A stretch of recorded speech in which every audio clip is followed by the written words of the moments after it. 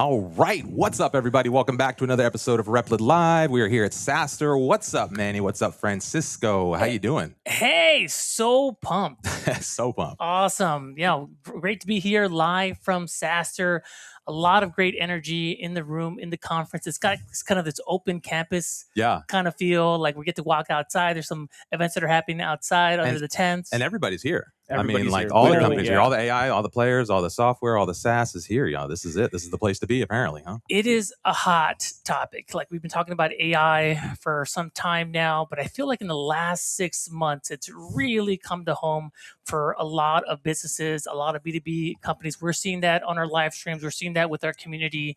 And I feel like this time last year, people were curious about AI, but they still had a lot of questions in terms of how to implement it. And I actually heard this from a participant that last year she walked away very excited about AI, but didn't know how to actually put it to work in her business. And this time around, she feels like she has some tangible, tactical steps of what to build. And of course, Replit is a big part of that. So super excited to be talking about those folks in terms of what's changed over the last year and what new tooling people are using. Well, and the tooling's just getting so good. Absolutely. I mean, it's just everything is just getting so powerful. And I mean, if you think about what you were able to do last year versus what you're able to do this year, it's no surprise that people are finding like, hey, now it's easier to implement, it's easier to build, it's easier to kind of get things out into the world. We saw that with the Build-a-thon recently, 24 hours of free Replit build, the things that people built over the course of that day, the Agent 4 Build-a-thon. I mean, just every day you see people are putting things out there that you're just like, oh my goodness, like, It's incredible. And what's kind of cool about it is that I feel like we're all in the same boat, right? Like if you're running like a multi-million-dollar B2B SaaS company, or you're just starting to build your business for the first time, everybody's coming to this space with brand new eyes in terms of what do I build? How do I build this? What does my business look like? How do I level up my team with AI? And how does my offering change as well? Like this is a big question that we're seeing out there on the floor. No, absolutely. And I mean, people always ask me like, I know you work at Replit, you're working on different things, but can someone like me use it? I'm like, no, yes, we have. I mean, our Build-a-thon winner was literally, a mother who was building on the side, built an incredible app, and I mean, the sky is the limit, truly. 100%, yes. Especially seeing a tool like Replit be popular amongst the 80% of a firm that is not technical. Yes. So for a long time, like these folks wanted to build out their own prototypes, their own internal tooling, and they had to go to IT and build that out. Now you can hop into Replit, build something out really fast, see if it works. And if it does, you ship it over to your engineering company or your engineering team, and you have them take a look, and then they implement it. And so I'm seeing a lot of folks on the marketing side, on the sales side, on the HR side, on the legal side, now building out their own applications with Replit and just really streamlining things. Yeah. Faster than ever. Yeah, shout out to the crowd here real quick, Hey, too. what's up, Chad? Chris in the house. Who we got? Dino, Digi? What's up? How you doing? KG, I see in the crowd. KG, what's thank up, you so KG? much. Always out there. I saw a tweet from Ruth that she hardly ever stays up past her bedtime, but she's doing it this time around to see how we do on this. This is the first time us doing this live from a conference. Yeah. So if anything, you gotta tune in to see how we do it. Yeah. Do we? I mean, we got a lineup today. We haven't even talked about this. We have a lineup today. So Hot. we've got Ghazi sitting right backstage back here, giving us some eyeballs. They're ready to Chief jump up here. Revenue Officer. That's right. And then we've got Amjad and Michele that are going to come up and chat with us today. So I'm more nervous than I've ever been on a live stream. Yeah. That's why we're wearing this jacket, so you guys can't see me sweating. You know? No, I'm excited. This is what it's all about. In the crowd, they're saying, "Hey, this is a great setup." They're saying the stream quality is increasing over time. So yeah, glad to hear it. You want to just come on up and let's bring Ghazi. Let's on stage no here. sense in delaying. If we got you back there, you might as well just join us. Yeah, come on up. So no, you stay. Stay, Francisco. We got set up for four, baby. Yeah, this is like the real deal here. Yeah. Fantastic. Okay, so yeah, let's listen. This is going to be a freestyle show. We're going to be bringing people in and out from the conference. We've got a few of the leadership, like we said here, from Replit that we're going to talk to, starting with Ghazi, who is the CRO at Replit. And I think this is the first time you're meeting the audience from the community through one of our streams, right? I am. Seeing it a lot and really, really excited to be here. Hello, everyone. Yeah. So we wanted to just start out by just introducing, like, what is a CRO? What do you do? Like, introduce yourself to the audience a little bit. And So I'm Ghazi. I'm the CRO, and my job is to help grow the B2B enterprise revenue of the company. And I've been a CRO for the last 30 years. So early part of my career was like big tech, working at Avaya, Microsoft, and Oracle. And the last 15 years of my career has been working at venture-backed startup companies out there. And, here at Replit now for the last 7+ months, and we are accelerating and building a really, really big B2B enterprise machine. And that's what we're doing. Yeah, awesome. Can you tell us a little bit about what's changed over the last year? Like, I feel like this year, vibe coding is coming for enterprise. We're seeing a lot of inbound. What do you think it is? Is it that the tooling has gotten better, the models have gotten better, or is like the stigma around vibe coding finally going away? Well, I think it's all of the above. I think what's happening right now is there's top-down mandates in every single B2B enterprise company of getting like a solution of like Replit in place right now. Everybody wants to do more with AI, and they're looking at technologies to bring in the door, and the board sponsoring it, the CEO sponsoring it, and every single large enterprise wants to experience the art of the possible with a solution like Replit. Yeah. Tell us a little bit about what you're seeing with their buyers. What are they building out? So we're seeing everything from prototyping. We're seeing everything from production-ready apps integrated to their own data. We see a lot of websites, internal tools, full-blown SaaS replacement. I know that's a very controversial topic out there, and I'm happy to talk more about that, but it's across the board, and every customer and every industry is different out there, but it's pretty phenomenal, the diverse set of applications that are being built right now. How is that? I mean, talk to us a little bit about just the enterprise demand, the confidence they're seeing in platforms like this. Are they putting their trust in it? Are they one step in, one step out? Like, what's the kind of temperature over there? Yeah, I think enterprises want trusted advisors to kind of help them navigate and kind of take them through this journey, right? And what they're looking for is they're looking for the flexibility and the speed of development, which we can definitely go do. But what IT cares about is they want it to be governed and secure, right? Because they cannot have, if you're a big bank, you cannot have 300,000 people building a bunch of stuff that's not sanctioned, secure, governed. Right. So that's what we have to go do. We have to kind of satisfy the art of the possible of what can be built and the learning curve of what can be built, but we have to do it in a secure and a governed way. 100%. Yeah. Like, I think for like vibe coding is such a game changer for operators, especially if you're non-technical, if you're a marketing person, if you're a salesperson.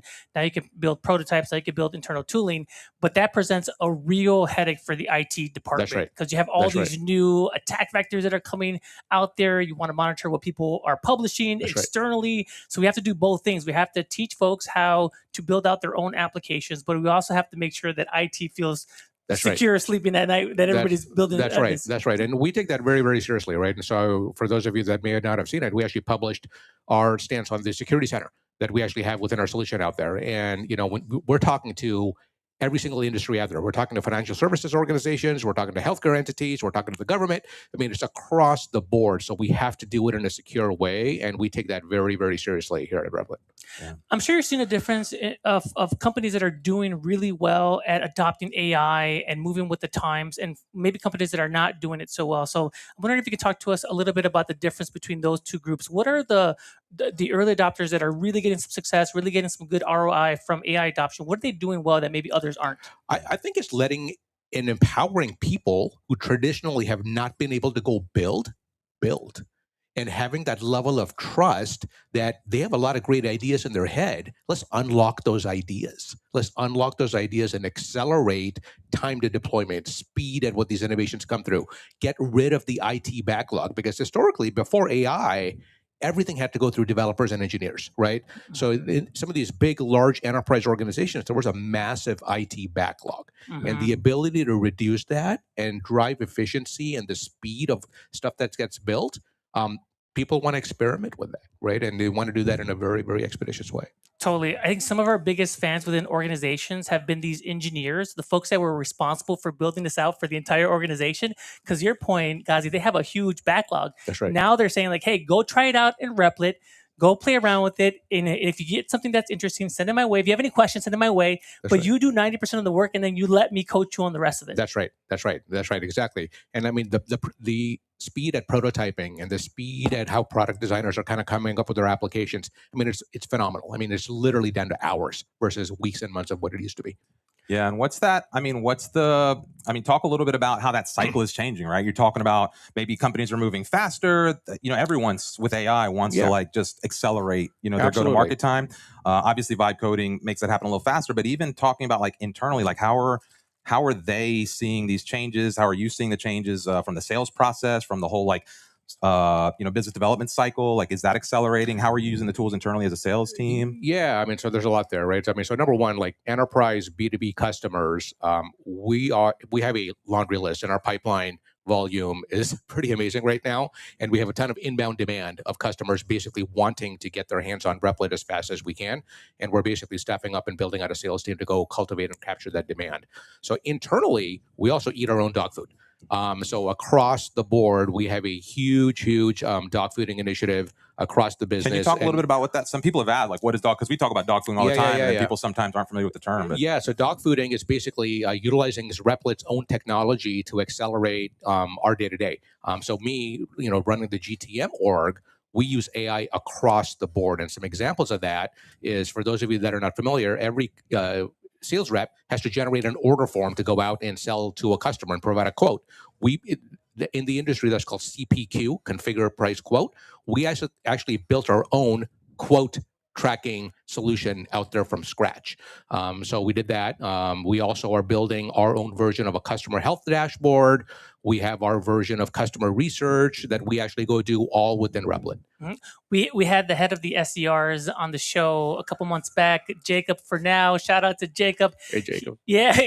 He built out his own sales call coaching application to coach his new SDRs on how to pitch Replit.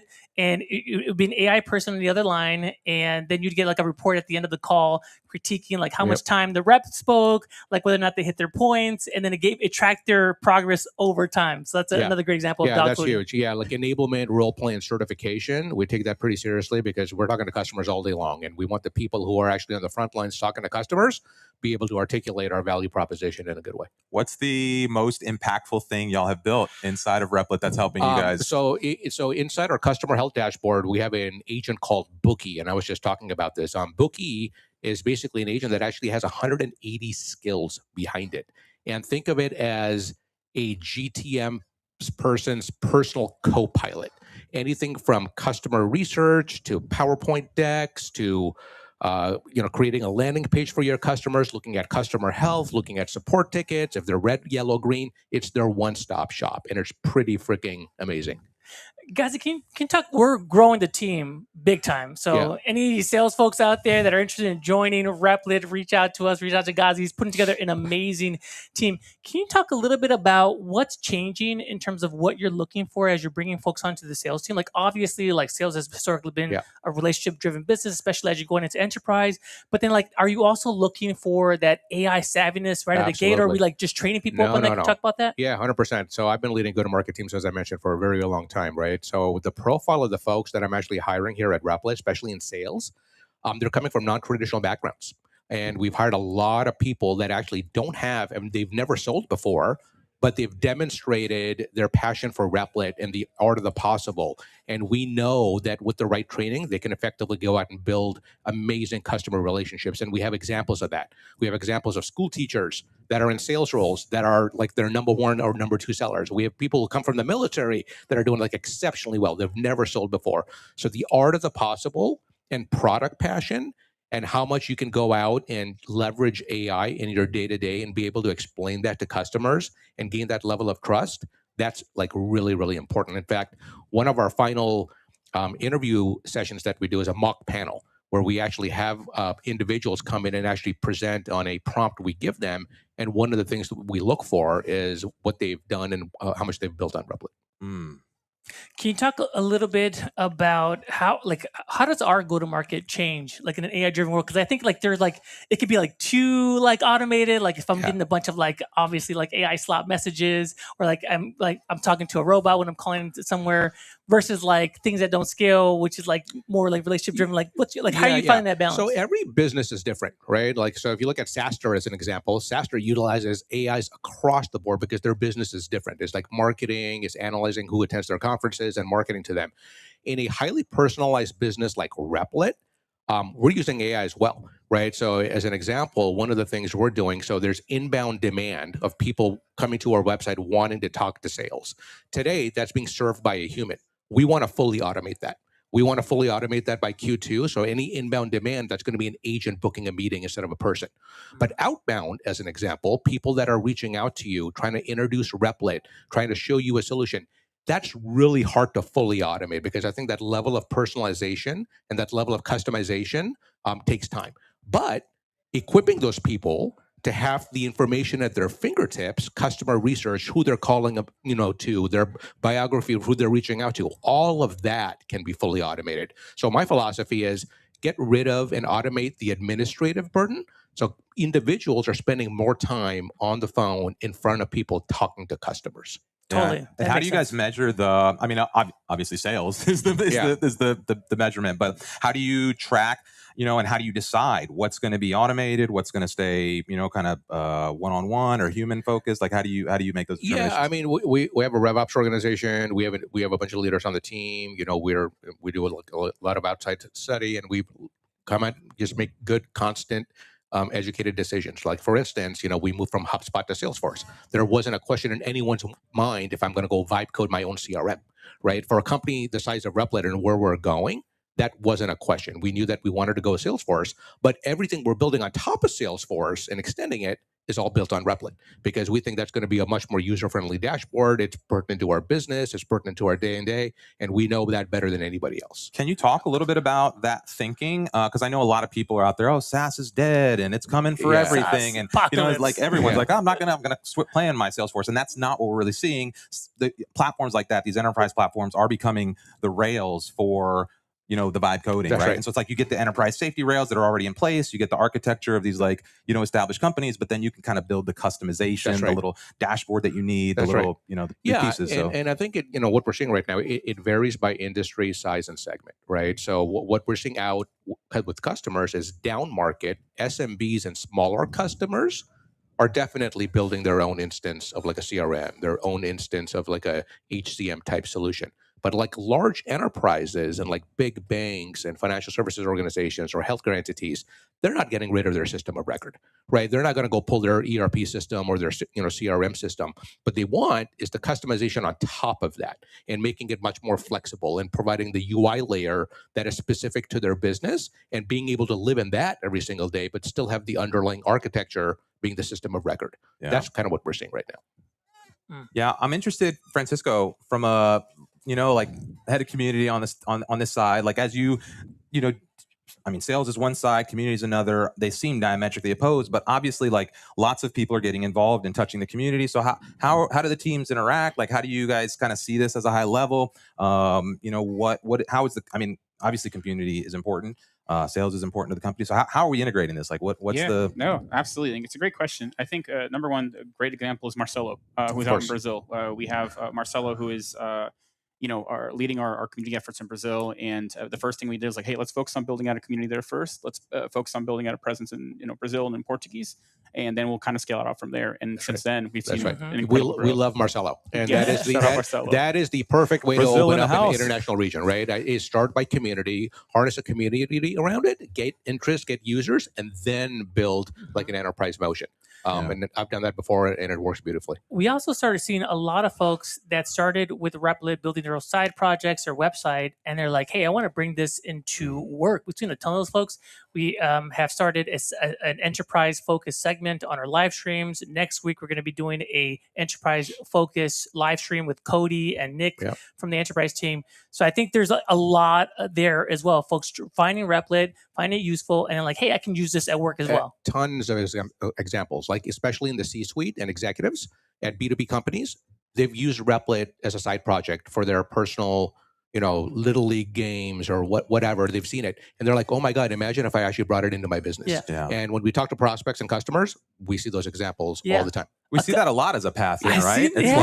Somebody a couple of times. My CEO is like a big Replit fan. He's making us all use Replit now. For sure, 100%. 100%. Yeah, and it's, I mean, somebody just gets excited about using it. They take a from project they built on the weekend to That's right. boss, and they're like, hey, why aren't we using this? And next thing you know, it's going up chain. Yeah. And so what are you seeing as the entry point for a lot of these sales or interactions? Like, So from a B2B perspective, as I mentioned, there's top-down mandates with a lot of these enterprises out there. And the way we typically go to market is we have a land and expand play. So usually we get in with a certain team in a division and we make them ultra successful. So we may start with the product team or the marketing team or the sales team and really go in there, make them really successful, and then eventually kind of grow the account from there. What was your you were on stage right before coming over. What was your message to the crowd? I was, yeah. In my session, I was on with two other peer CROs of other AI native companies, and we were talking about AI GTM, around how we're leveraging AI in the GTM stack and what's working, what has the biggest ROI, and how people can actually deploy agents that have the biggest bang for the buck. Yeah, there's a lot of people that are cynical out there. I see these tweets all the time or these posts on social all the time. They talk about like, oh, if vibe coding's so cool, where's all the $1 million businesses? Where's all the billions? Where's all the stuff? And it's like, hey, sometimes this infrastructure takes a little time. It does. These enterprises aren't exactly running out and showing all the stuff we're building. That's I mean, we internally are using this to build all sorts of stuff that, like, again, there's no real way to quantify this other than we know we're amplifying our internal efforts. And like at some point, these things are going to break through the surface. So what do you say to folks as they make those claims that like we don't see the results yet, the ROI is not there? I think the ROI is there. I think you got to give it some time, right? I think you want to give it some time, and there's some common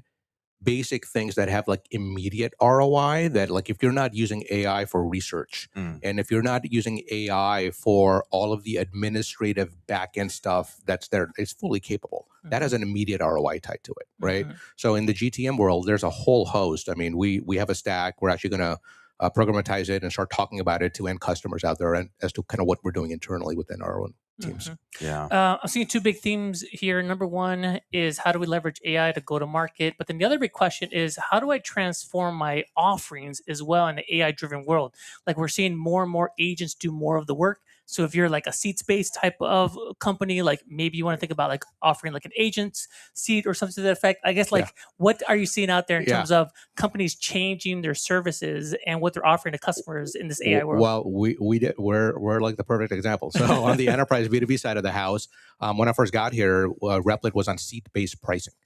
So the way you actually bought the enterprise plan with Replit is you had to basically sign up and ask for a number of seats of Replit Enterprise. And we just morphed away from that. So we're now going to a full usage-based model where customers buy a pool of credits, and that pool of credits could be used by one person or it could be used by the entire company, right? And it just allows customers to kind of grow at their own pace. So that's how we're rolling it out. I think a lot of companies are moving in this direction, especially in the AI space. It's like, hey, pay for your usage. But this is kind of a new model for the market, right? Is there a hesitation? It seems like it would make more sense to just have this pool of seats of usage rather than like paying on a per seat, because I know a lot of people complain about that. But like, what's the uptake then or complaints? The biggest question is the visibility around cost. And, I want to be able to see what I'm using depending on what I'm building. So this concept of, hey, I've got a power builder and they're cranking out production ready apps integrated to my data, how much is that going to go cost me? Versus someone who's building a very basic PowerPoint presentation, how much is that going to cost me? So people want examples of how much cost they can incur. And one of the things we're doing internally, again, eating our own dog food, is our field engineering organization built this amazing calculator where we can actually go out and work with our customers to help them determine how many credits they actually need to get started based on what they want to go build. Looking ahead, SaaStr 2027, what do you think is going to be different 1 year from today? I think SaaStr 2027, there's going to be a lot of talk about how agents and humans are commingling within the same org. I think, just this notion of the human in the loop and having teams that have hybrid agents and people on the team and how you're managing those, how you're doing performance reviews, how people are getting promoted, how they're not getting promoted. I think there's going to be a lot of that talk because we're actually seeing it right now. There's agents working alongside humans, and agents are part of the employee population pool. Yeah. Yeah, I can see W's you like in the chat for enterprise. enterprise. Yeah, big Nice. fans. I think a lot of our stream they're using Replit for their websites to build out their own stuff, and they don't appreciate how much traction we're getting on the enterprise side. Yeah. On the business side, just so much attention. There's a lot going on the enterprise side. Well, and there's a lot of folks that might be interested in upscaling. Let's say they're a freelancer. Let's say they're a Replit power user, but they're not really in the enterprise. A lot of them are interested in how do they get into the enterprise? How do they, like maybe they want to build or get a job, or like how, how would they position? So like, would you give somebody a tip that's watching as a freelancer? Like, how do they get into this space? So number one, I think I get a lot of DMs. I get a lot of people reaching out to me that show me their passion for Replit. And to be honest, I read all of them at night. I read all of those messages at night, and I do respond to the ones that actually do make sense. So we actually have hired people that have come from non-traditional backgrounds, but they've really impressed me or others with their art of the possible. And we've actually given them a shot to come here and work at Replit. So that is definitely happening. So I would say reach out and do that.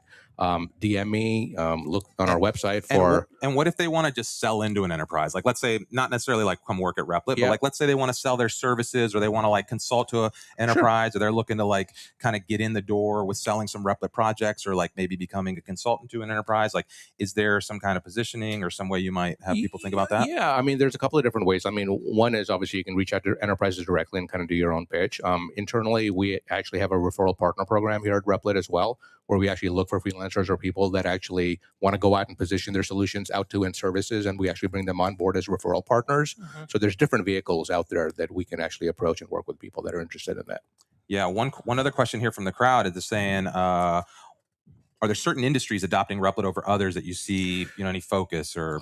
Yeah, so we're a horizontal play, and one of the beautiful things about Replit is we have a very, very diverse set of customers. Everybody from financial services organizations to CPG companies to government agencies to healthcare entities. We're across the board. It's hard to say if there's one industry that pops up. I would say lately, if I were to look at our chart, financial services probably is, we've started to see a very, very steady increase in financial services companies. Right. We also have a pretty good story with like PE firms and venture capital companies out there. But we have customers across all different industries and verticals right now. Especially with their integrations to data sources like Databricks, BigQuery, Snowflake. Like, you're just seeing folks pipe all of that into Replit and build out their own custom reports and projects. Very powerful stuff. Yeah, amazing. Nice. All right. Before we sign off, can we talk a little bit about our international expansion? Because we have, I think like 60% of our chat is non-US. Folks know that we recently enabled folks to deploy their Replit application close to home. So whether you're at Europe, in Asia, you can deploy it there as well. But like, what else are we doing on the international front? Yeah. So we have a lot of global users, a ton of global users across the world. And our very first expansion is going to be actually in Europe. So we're putting boots on the ground in London in a few weeks. So that is going to be big. In the house. Look at the chat. It's going to explode right now. Let's go. We have such London a big piece of our punches. user bases. So Europe and London is first. And then after that, we're going to start looking into Asia Pacific and areas like Japan and India and others, and then Latin America. So we have a ton of demand, and we're going to sequence it out, but you're definitely going to see us internationally. Nice. Live stream from London coming up Q3. Let's do it. Hello, folks. Let's do it. Let's do it. Oh, hey, there's Ruth in the house. There's Chris, all the other UK and the folks. Every competition we have, Ghazi, I feel like 2 or 3 of the winners are going to come from the UK. Let's do it. They do really well. We love London. Y'all are going to start seeing the influence of this community, I think, over time. I think there's so many different pockets that get and burst out. And I think probably what we're going to find is that a lot of these folks are in the enterprise clients. And like the people that interact with the streams, with the product, et cetera, that we're kind of these different touch points. It's interesting to see where they're getting into Replit or what they're kind of doing, what they're building. And so for us, that's the exciting thing. And I think these paths are going to cross quite a bit. We're really excited about it. We're really, really excited about it. Yeah. Great. Awesome. Well, thanks for coming on the show, Ghazi. Appreciate it. Appreciate it. Good seeing you all. All right. Take care.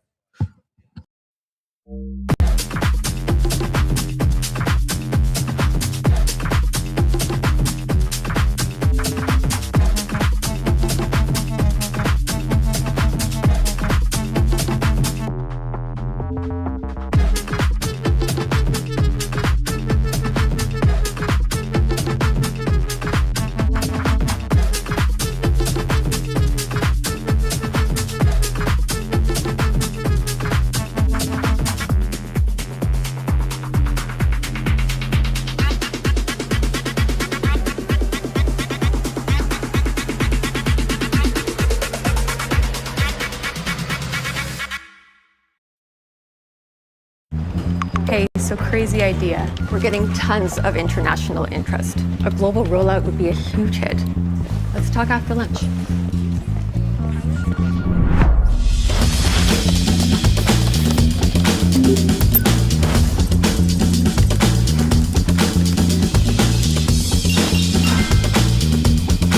Global rollout. Where do we start? Already done. All right, what's up, everybody? We're back. Welcome back from our commercial break. You see, Ghazi has transformed into Amjad over here. Same haircut. Oh, right. I don't know. I'm working on it. It's getting a little thin up here. What's up, everyone? So we were just chatting with Ghazi. Now we got Amjad up here. He's making a little post on X. He's getting on his phone here, hype this up a little bit. And did you just get off stage? Are you going on stage? I did. It was a very cool format. It's sort of like a talk show host format. He had his desk in front of him, his iPad and computer, and he was going through the stack that's run SaaStr. So for people who don't know, the entire SaaStr experience, not only the website, the backend, the database, but also the marketing, the sales, like the sponsors, all of that is run on Replit, either through Replit apps or Replit agents or agents on top of Replit. And it's fascinating. So he was running this conference. He's been running it since 2015. Mm-hmm. He used to need like 20 plus people, a bunch of contractors, a bunch of, agencies and things like that to build the website and all of that. And now it's just 2 people, him and Amelia, Yep. and a couple of AI agents. Mm. And they're doing this interesting thing where they want to hire the first person in a long time. And their idea is that person reports to the agent. Oh, wow. I don't know how I feel about that. We'll see how it plays out. But he's like, I ask our marketing agents called 10X, it's 10X, 10K. And he's like, I ask it every day, what should I do today? And he's like, it's a better manager of me, the CEO of the firm, than I manage myself. That's crazy. And so then he had the idea of like, why don't we hire someone to help it with the things that it struggles with? And so it's really Jason and SaaStr, they're living in the future. This is, I think, the first semi-autonomous event. A lot of the decisions that were made here were made by agents running on Replit. Yeah. A lot of the people are here because they were sold and marketed to by an agent. A lot of the sponsors, the entire sales cycle with those sponsors happened on an agent, I think, called QB. And it's so we went through this entire stack, and he got my views on it. And at the end, I was like, dude, you're living more in the future than I am. Yeah. Can you talk a little bit about his background too? Because I feel like Jason went all in on Replit like maybe 6 months ago, and it's important to note that he doesn't have a software engineering background. Amelia either. I think they're just like entrepreneurs that know what they want and know how to talk to agents. Yeah, he's an entrepreneur. He's a VC as well. He's a very successful VC, and he, he's a community builder as well.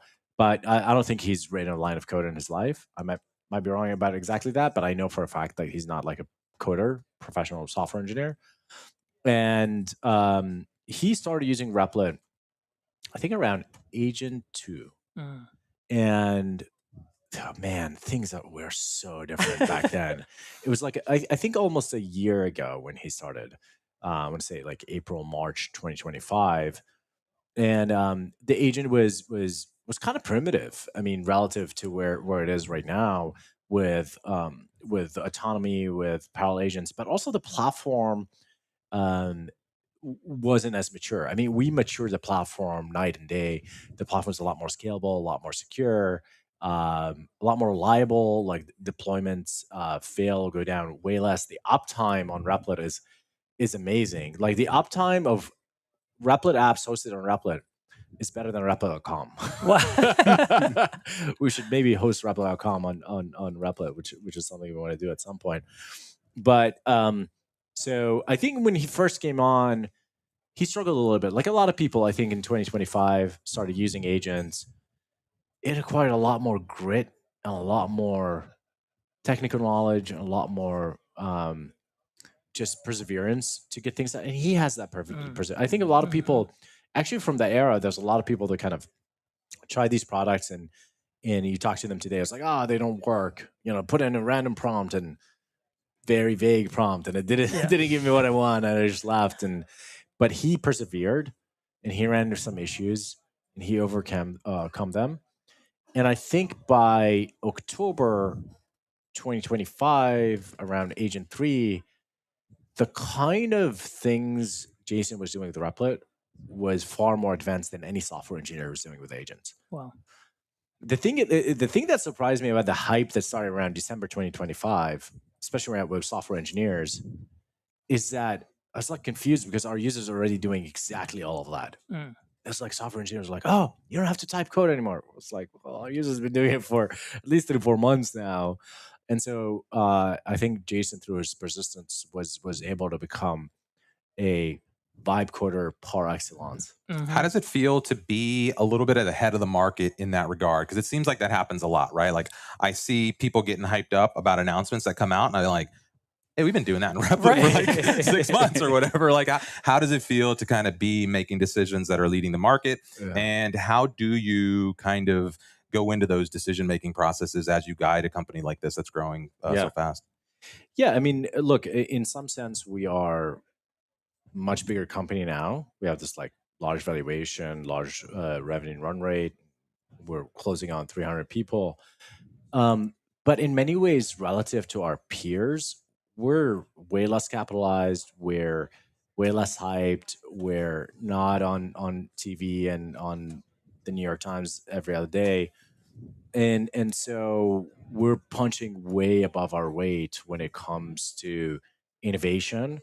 And, I can tell you for a fact, every time we release a new agent, I hear from my friends at these big labs, they all huddle around the computer and like look at what we're doing. And when we release, especially Agent 1, we've gotten reached out from AI researchers that told us I wasn't aware that LLMs are capable of this.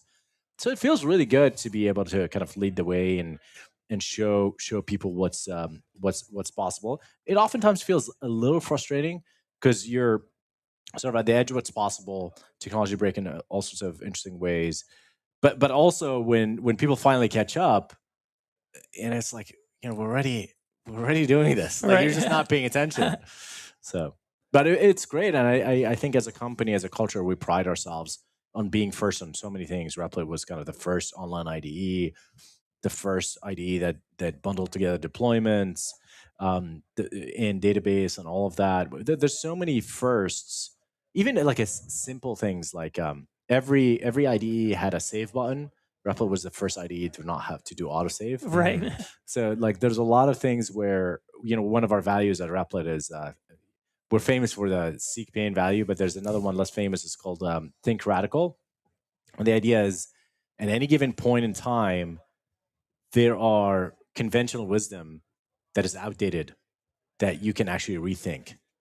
Now, oftentimes conventional wisdom is right, I think 99% of the time. But if you're able to find that 1% of the time where something is no longer serving a purpose and you're able to rethink it, that's how you can build great businesses that grow fast. It took me months to get used to the whole autosave thing. Like in Replit, I have to continue. I keep doing like Command S, and it'll give me something. I was like, oh, that's right. Replit automatically saves everything for me. I don't have to do that anymore. Yes. As you're talking to power users like Jason, like how does that change your view of the Replit experience? Like he's living in the future, as you mentioned. Like how is that like impacting like how you're thinking about the roadmap for the product? The main thing when I was on stage kind of listening to him talk about all these things that he's building is like, we got to help more people get to his level. Mm-hmm. And I mean, I think the things you guys are doing and the things that the rest of marketing, DevRel folks do with educating people is very important. But I think there's more to do in the product to guide people. We've had a couple of like false starts to help people build agents. We have this like automations product that I don't feel very proud about, but we tried a few times. I think the next big thing we need to build is really in on Rails way, we need to do what we did to apps. We need to do to agents what we did to apps. Before Replit, making apps was incredibly difficult. Now making agents is incredibly difficult. So we need to figure out how to make making agents fun, reliable, testable, deployable, and scalable. And easy to build. Mm-hmm. You have your context all in one place, and then like this artifact is an agent rather than an application. That's right. That's right. And I think that's the future of software. Well, and we're getting really close. I mean, we've got parallel agents kind of running, and that's like a major. Like, I love being tied up with the main agent, and I think of something else. I'm like, oops, start a new task, send it off in the back, and then we have the little like feedback button in the bottom, which sends the stuff into the agent that you can kind of feed. So we're not that far from like self-improving tools and kind of the agent taking the next step. The main thing is to platformize this thing, if that's a word. But like all the stuff we did for Replit Agent, I think we're one of the best companies in the world at building agents. And so can we take that knowledge and make it into a platform? So can we provide the same platform we use internally to build Replit Agent for people to build a marketing agent, a sales agent? Because all these agents have the same architecture ultimately. And so creating a platform to support different types of agents, and then them inheriting parallel agents, compaction, contacts, all the stuff we do, skills. So we just got to make it easy. I mean, we're now doing like this big rewrite to create to make what we built into a platform that others can leverage. Interesting. There's a big step change that's happening for companies. They're going to have to rethink their offering and their services. I guess I'm wondering, what advice would you have for those companies as they're adopting to new AI landscape, like agents doing more work, but also changing their value proposition? Like what opportunities, what pitfalls do you see for founders? I think a founder today needs to be an athlete. And when I say an athlete, like if you think about push-ups, definitely push-ups and squats, inside joke. Sorry, build a thought joke. Yes. Somebody built an app that like scanned your body, and to test it, we put the app up, and then I did push-ups on the stream, and it like mapped, and he got up to 5. Wow, which was great. I mean, I'm sure a lot of people will take this literally, go build fitness apps, but that's not what I'm saying. When you think about athletes like, I don't know, Michael Phelps or chess, think about Magnus Carlsen. Magnus Carlsen needs to be on his A game every day. Like every day. You slip up and you lose against Hans Niemann and you accuse him of cheating. There's all this chess drama. But you have to be ready all the time. And I think entrepreneurs and people working at startups need the main thing they understand is that you can't skip a beat. You need to be on top of what's happening in the AI world. You need to be in touch with the research, with the latest capabilities, with what's possible. You need to be constantly building, and you need to constantly reinvent your product. And one thing that is important, I talked about it on stage, is the sunk cost fallacy. This idea of like, oh, I already put so much effort into this, you might as well invest a little bit more into it, which is why people like don't pivot at the right time, or they don't change the product in the right way. And it's important to totally cure yourself of sunk cost fallacy. I think it is one of the main killers of companies today, where they're like, oh, we've invested so much in this platform. Well, this platform is outdated now. Yeah. Like you gotta renew it.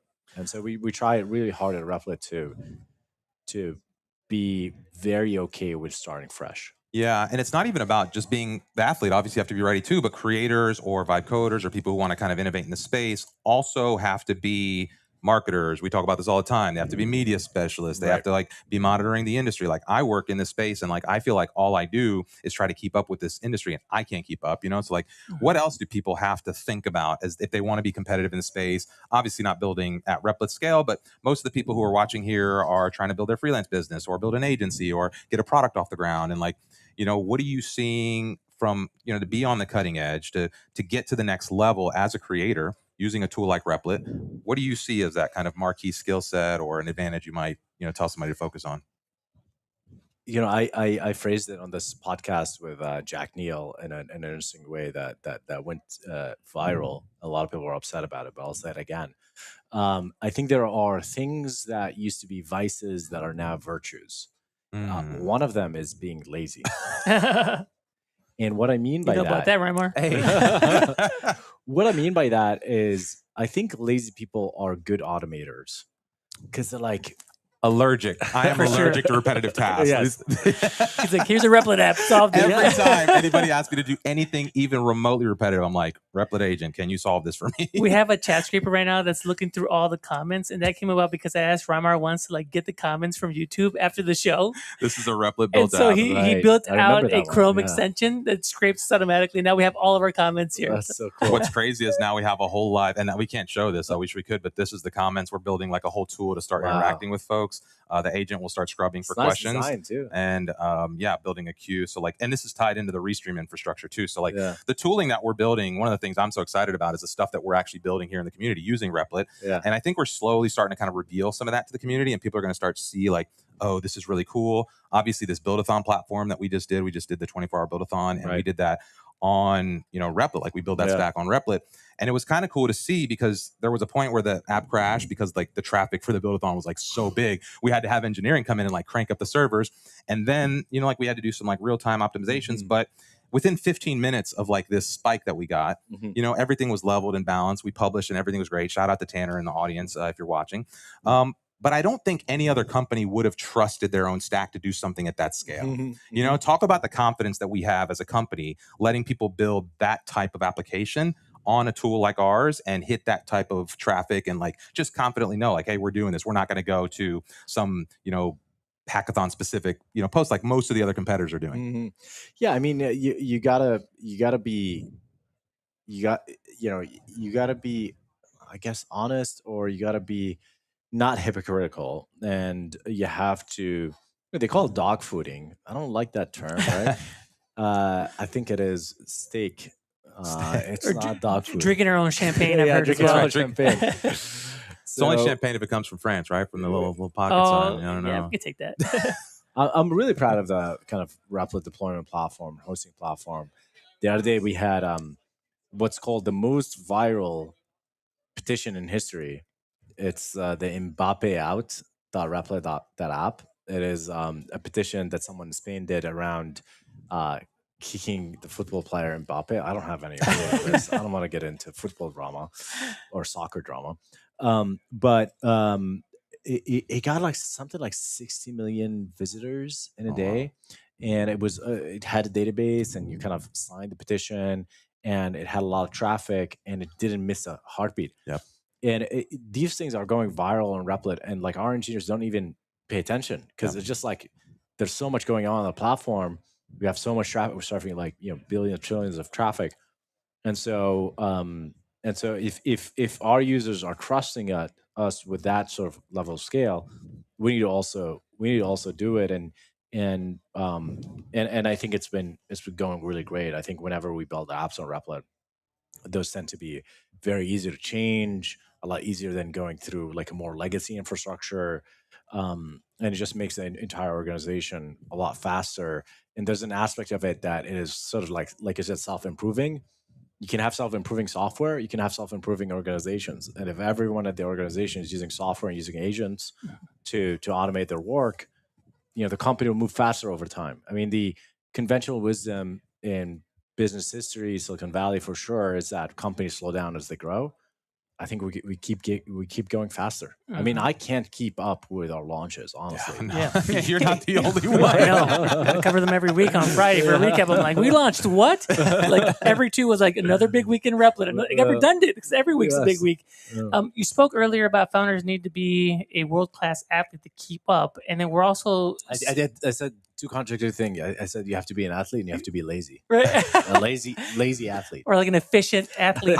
But we're also seeing folks change up their organization to keep pace with that as well. Coinbase had an announcement, Blocks had an announcement around flattening the organization and thinking about leaner teams that are super powered by AI.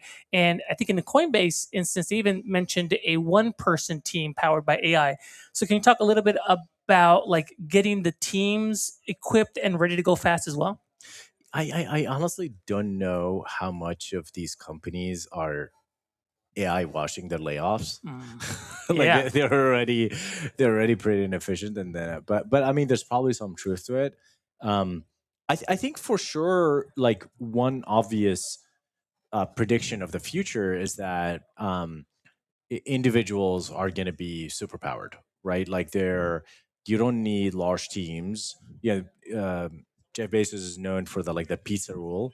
Like any given team needs to be able to share like one pizza. One I think. pizza, yeah, the one pizza team. Yeah, and so anything larger than that, and then the team is like kind of bloated and kind of slows down. And maybe now we go down to the instead of a pizza, like the chicken tenders team, or something. The one slice team. One slice team. But it's obvious that the small. I mean, there's a level of which it kind of makes sense. I think maybe one person might be a little too much, but I think smaller teams can move faster. We've always recognized that at Replit, and we've always had projects where it's like a single person kind of driving the project. This concept of a DRI, directly responsible individual, initially sort of innovated by Apple. Of course, Apple is very large, probably very bureaucratic now, but initially, like when you hear Steve Jobs and early Apple people talk about it, the idea is that bureaucracy and things done by committee is almost always worse, and that's why governments tend to be very slow and all of that. And so you'd want companies to be almost the opposite of what a government is run like, and so the leaner the better. And now with AI, people, the management structure, so org charts kind of used to serve a lot of different purposes. Used to serve the purpose of the basic purpose of like people managing. It used to serve information flow. So you have the CEO and management team kind of saying something, and they get that filters through the organization. I don't think information flow is the best use of the org chart. I think companies should have these data agents, these AI agents, these that companies should be as transparent as possible. We have a rule on Slack that as much as possible, like post in public channels. Obviously, it can get overwhelming, but now AI agents can even the Slack AI can summarize what's happening in the Slack organization. So information is more accessible, and so the org chart serves less purpose now. And so I think what's left for the reporting structure to serve is more like people management, coaching, that sort of thing. And that I think is more human essence aspect of the reporting structure. But you can have managers that have, traditionally, I think managers will have 5, 6, 7 people. And now I think Coinbase in their blog post talked about 12 per manager. I think you can get up to 20. Depends on the team, but you can probably get up to 20. And I'm curious, Amjad, I wanted to circle back. You're talking about the efficiencies of a great team and individual users that are doing great things. You talked a little bit about the lazy athlete. So I'd love to hear a little bit more about what does that really entail, and how some of the vices are becoming virtues. And I think I got a lot of questions about that from some of my younger community members who were actually excited to hear your insights on that. Yeah, I mean the other one that I talked about, the kind of meme way of talking about it is being terminally online and brain rotted as an advantage. And what I mean by that is if you're in touch with what's happening in the culture, you're likely to find ideas that could go really quickly. I mean, the obvious thing, if you're in touch with what's happening in AI, you might be able to detect what's possible with AI very, very quickly and be able to build a business quickly. You can also just see what people are interested in. It could be social media trends. It could be, certain products people are interested in, certain things people are doing. Like I remember when I was on that podcast, Jack Nea's podcast, he talked about the looks maxing culture, right? Like if you're at the edge of culture, you could potentially like build an app that goes viral because that's the meta. That's what's up. So if you want to be a serial entrepreneur, if you want to be an entrepreneur that's like building apps and launching them quickly, being in touch with what's happening in the wider culture is incredibly important. Not that doesn't mean you should be doom scrolling all the time. Maybe you should be using AI agents and like building AI agents to kind of monitor the situation. I think working with Replit has replaced a lot of doom scrolling for me. Like a lot of time that I used to just spend like I don't want to say addicted, but it might be the word. We joke about this all the time on X. Is like the amount of time I spend just kind of thinking through creative processes and kind of working with the tool now.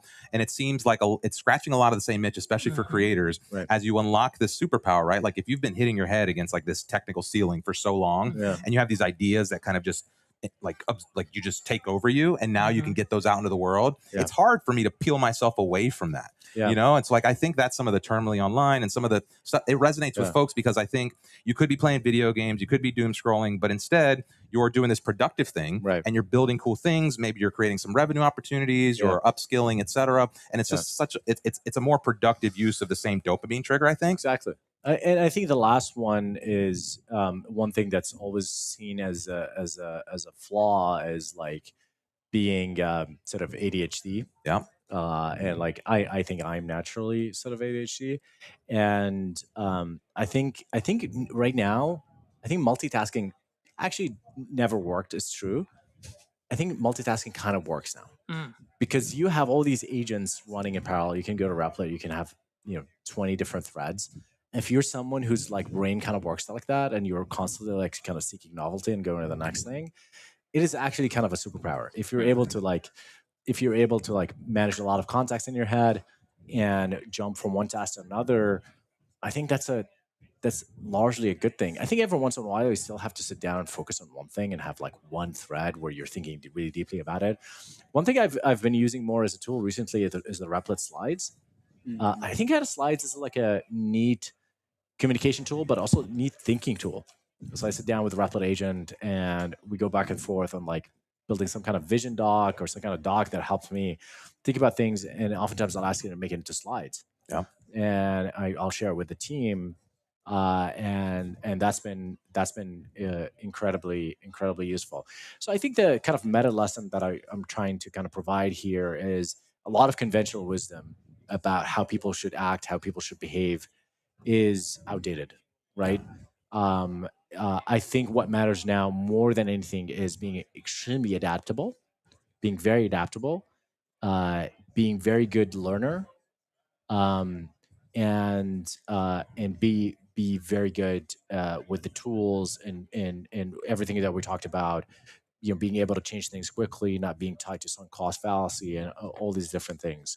So I think the advice parents and teachers, whatever, are giving young people might not be the best right now. And I encourage people to kind of think deeply, try to think from first principles about the future, what's going to be possible, because the world is changing, I think, at a pace that we haven't seen since the Industrial Revolution. Well, because the landscape is changing. We had some of one of the winners from the content challenge on the show like a month ago, and they blew my mind. They were online all the time. They're marketers, and they were just slinging different angles to see what hit with their audience. And when they found a pain point or an angle that got some traction, then they built the Replit app and shipped it to all those folks in the comments. Love it. So like that's like you have now social media where you can go viral. Like you could just like quickly find out what people care about. That inversion is very interesting. Great. It blew my mind because I asked them like, hey, like would you put together a waiting list and send them there? Like no. Just ship something, even if it's 60%. If you're locked in on the story on the pain point, people will go and sign up, and now you have paying customers rather than people on a wait list. It was crazy. That's awesome. Well, we're seeing so many people kind of make their first sale after the build-a-thon. That gets us really excited as we see this leading to I just like. saw a guy come up to me. I was like, I made my first $1 ever using Replit. That's it. Hey! I mean, that's the piece that excites me. It's like, everyone's building now, so we shift a lot of focus to, hey, like, can you actually drive things forward? Can you take things to market? Okay, so we got a time. We got a time check over here. Amjad, thank you so much for joining us. Appreciate it. Thanks so much. Guys. Yeah. All right. Okay, so let's do this. And okay, we're going to switch over to one of these real quick while we swap over. Let's do that.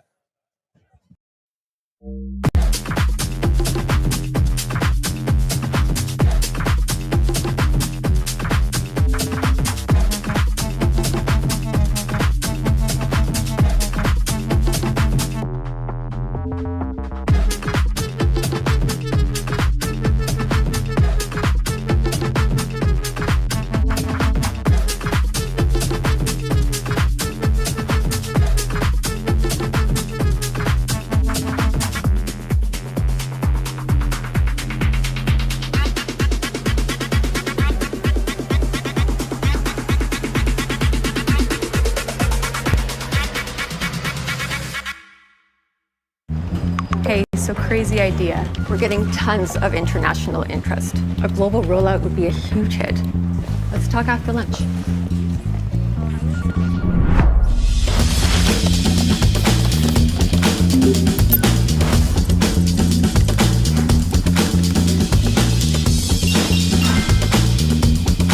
Global rollout. Where do we start? Already done.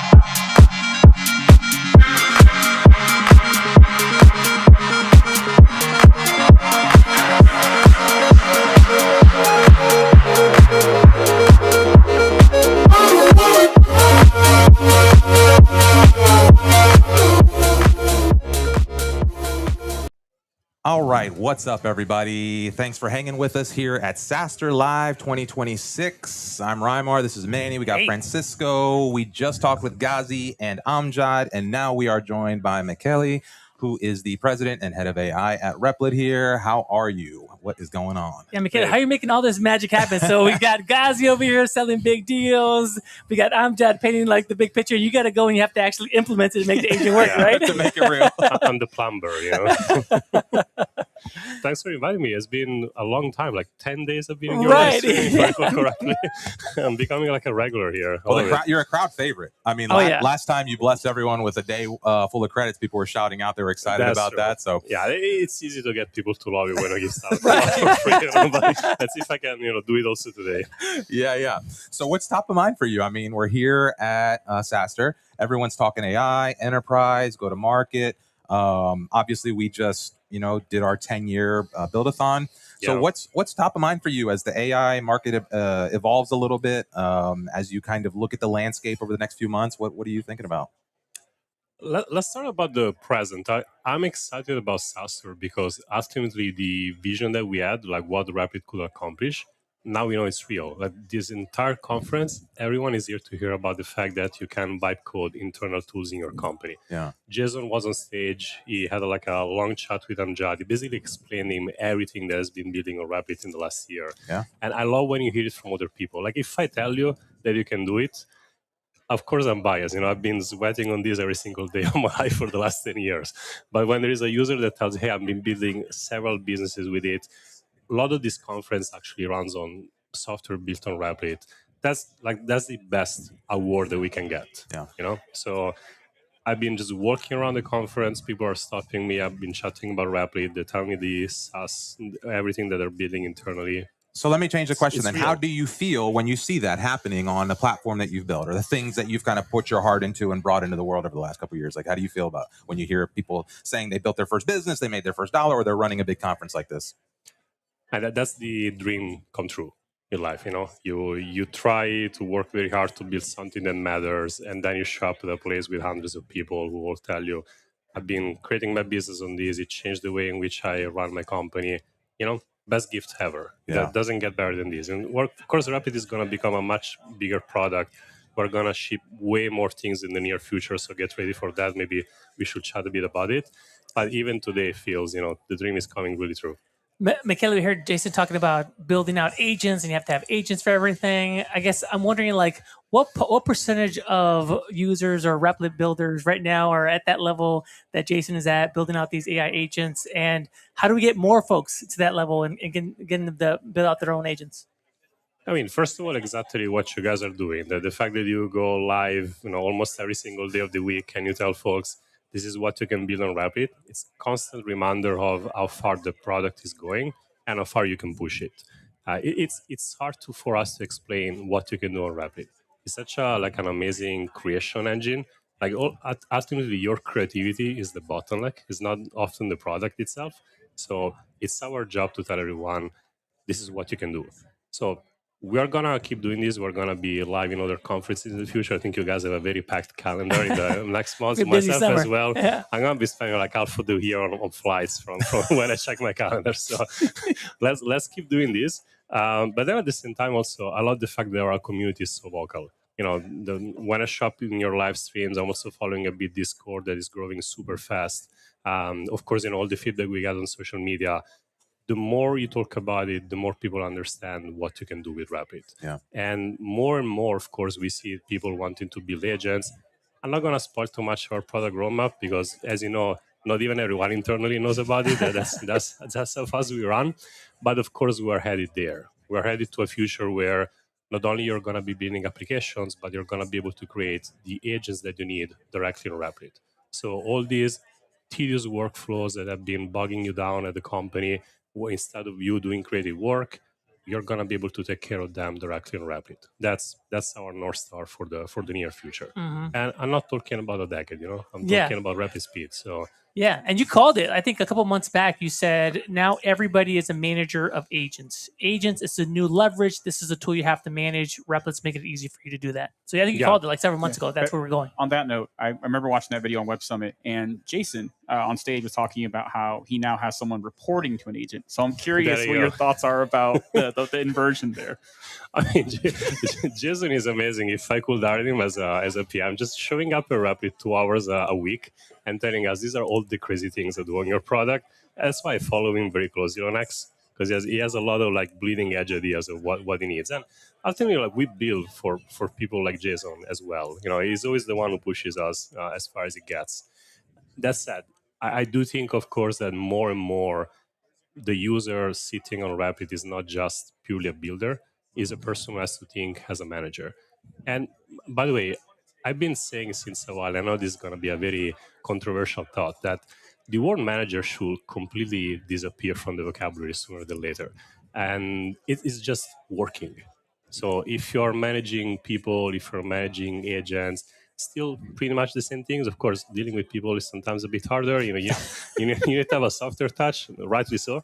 But at the end of the day, the skill of understanding, okay, what should I be doing myself versus what should I delegate to an agent versus what should I collaborate with my team of humans?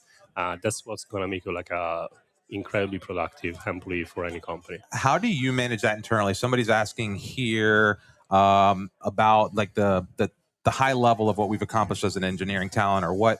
Let's see, what does it say exactly here? What has been the upper limit of engineering that Replit has accomplished? So, as you think about that, as you deal with working with AI versus humans, amplifying the work of humans with AI, balancing this, how do you push that upper limit? How do you know where the balance is? How much rope you can give the AI to kind of do its thing? You see all these companies kind of talking about downsizing for AI or scaling back, but then you see people blaming their technical issues on that. Maybe they're whitewashing bad business on the back of it. But where do you see that boundary between what can I give to AI versus what do we need to hold on to, especially as you develop a product that people are trusting at scale like this?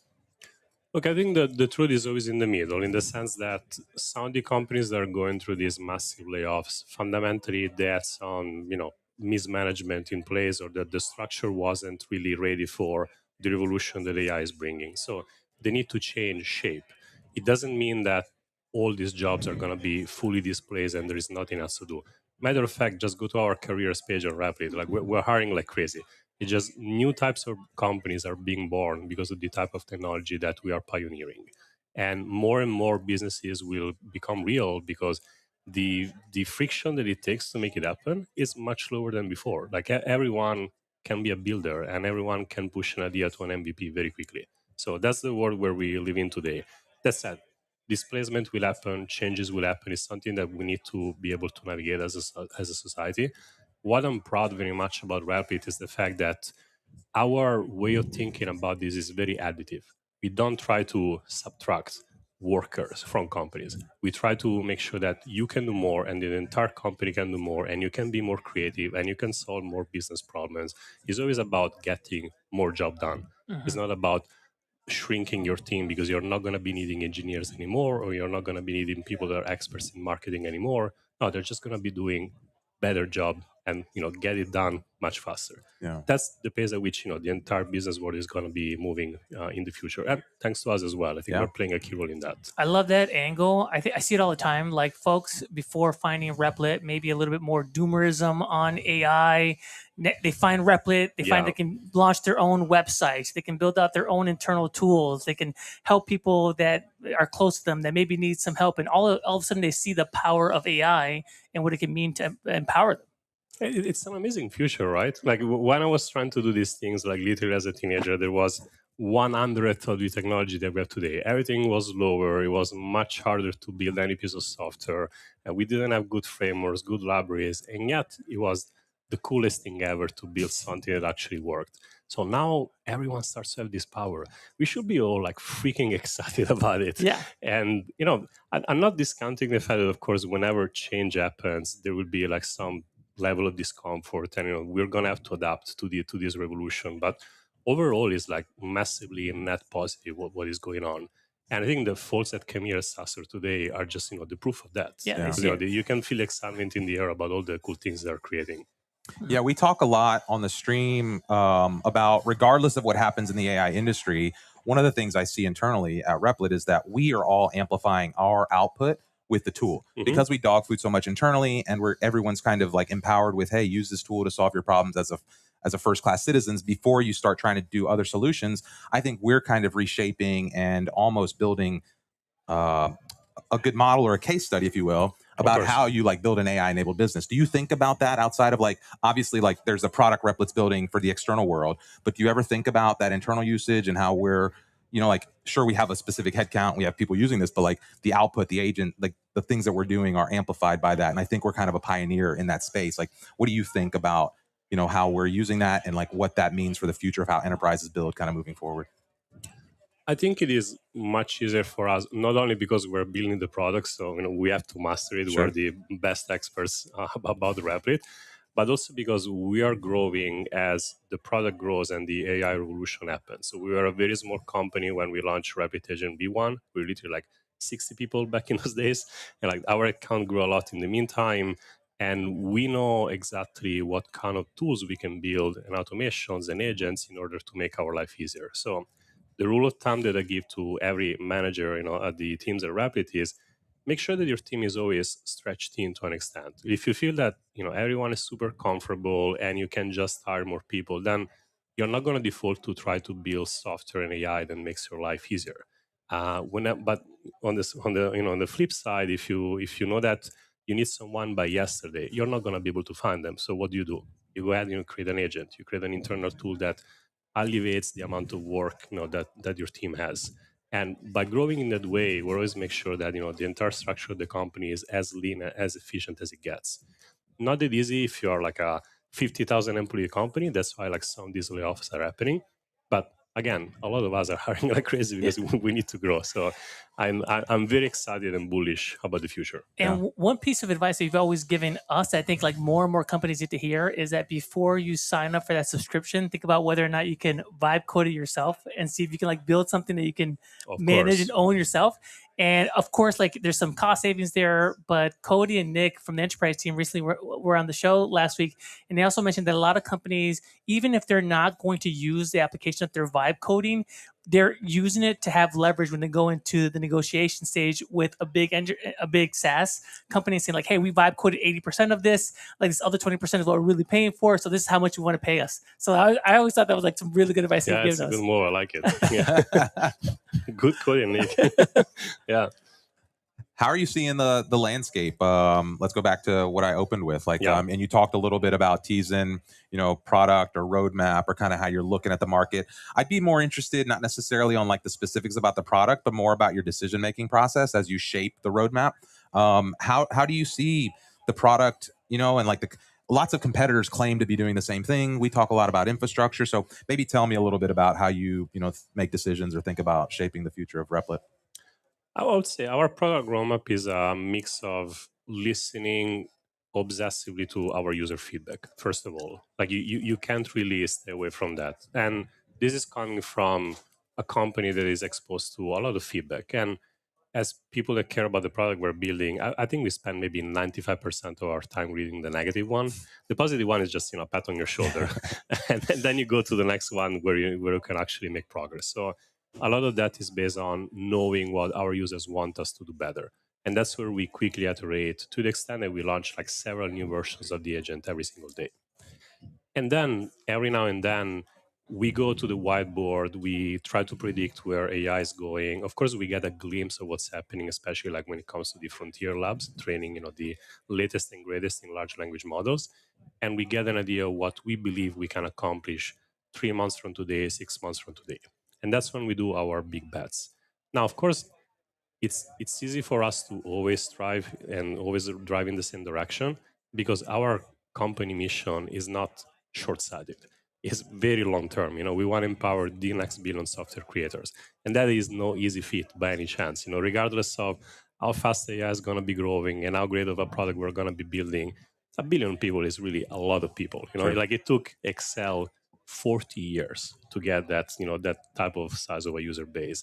We're going to get there faster, but it's going to take us a few reps before we get to that number.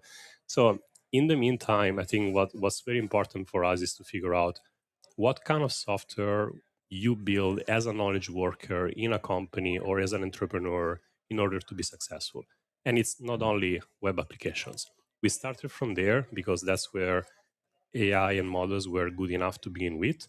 And then if you come back to Replit today, especially if you check what we did with Agent 4 that we launched just a couple of months ago, we really put in front of a general purpose agent that can create any type of software that you need. Of course, we can do more than that. We're going to be capable of allowing you to create even more powerful agents from now on. And we're going to be putting like a lot of focus on that in the next few months. But as a product philosophy, that's what you need to expect. It's not just about building applications. It's more you are a person who cares about running a business or creating a business. Come to Replit and you're going to be able to get things done.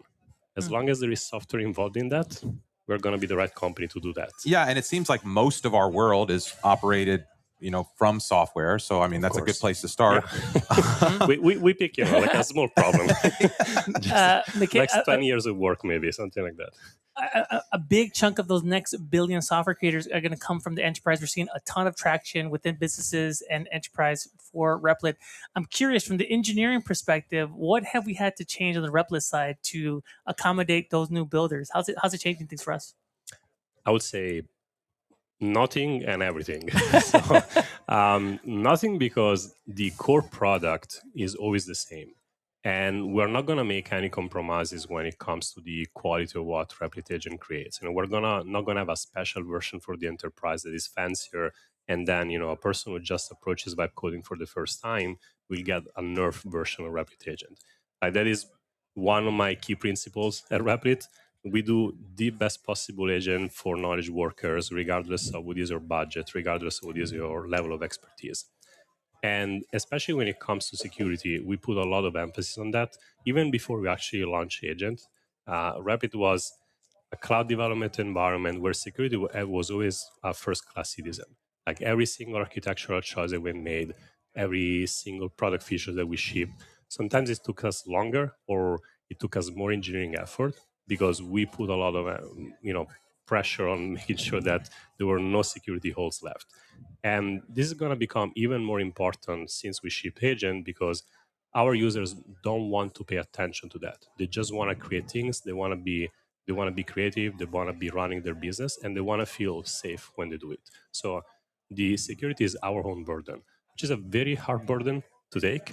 But I think there are a lot of choices that we've done in terms of architecture. There are a lot of features that we launched in the agent that I think we should be speaking about them because they're really cool. I'm very proud about them.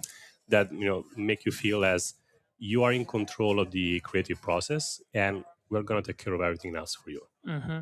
I Especially on the security side, all the stuff that we have to do for enterprise now. We're working with like top tier Fortune 100 companies. They have a high bar when it comes to compliance and to enterprise. And I love the fact that we roll that out for them, and then maybe a month later, we're like, hey, let's make this available to everybody too. It'll always be like this, even if sometimes we believe, it would be cool to have this feature only for the enterprise, so they're going to be more enticed to buy it. Our principle is we should do always right to our users, regardless of how much money they can afford, and that always paid off for us, because security is not optional. Security is a must-have. Right.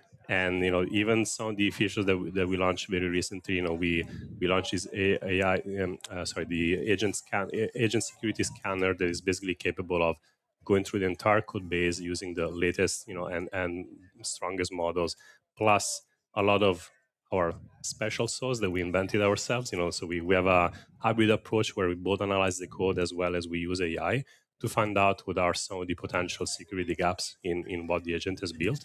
And our users can run that whenever they want. They can run it on their small toy project. They can run it on very large code bases. They can run it before they publish their application and put it in front of everyone. The feature is there for every single user. We also launched our security center where you can see every single library that your application is using. And why is that very important? You're probably hearing about these supply chain attacks more and more. And unfortunately, it's not going to stop. The reason is the most powerful models out there have become very proficient also at security attacks. So now, what do we do? First of all, the scanner that I told you about before uses exactly the same technology. So what attackers use to find out all the security issues of our applications, our security scanner is going to be using the same technology. And we try to fight, at least on a level play field. And then the security center tells you all the libraries that we're using. The very moment we know that there is a security advisory about a certain bug or a certain security problem, immediately we let our users know, and agent can go ahead, update libraries, fix the code on the fly.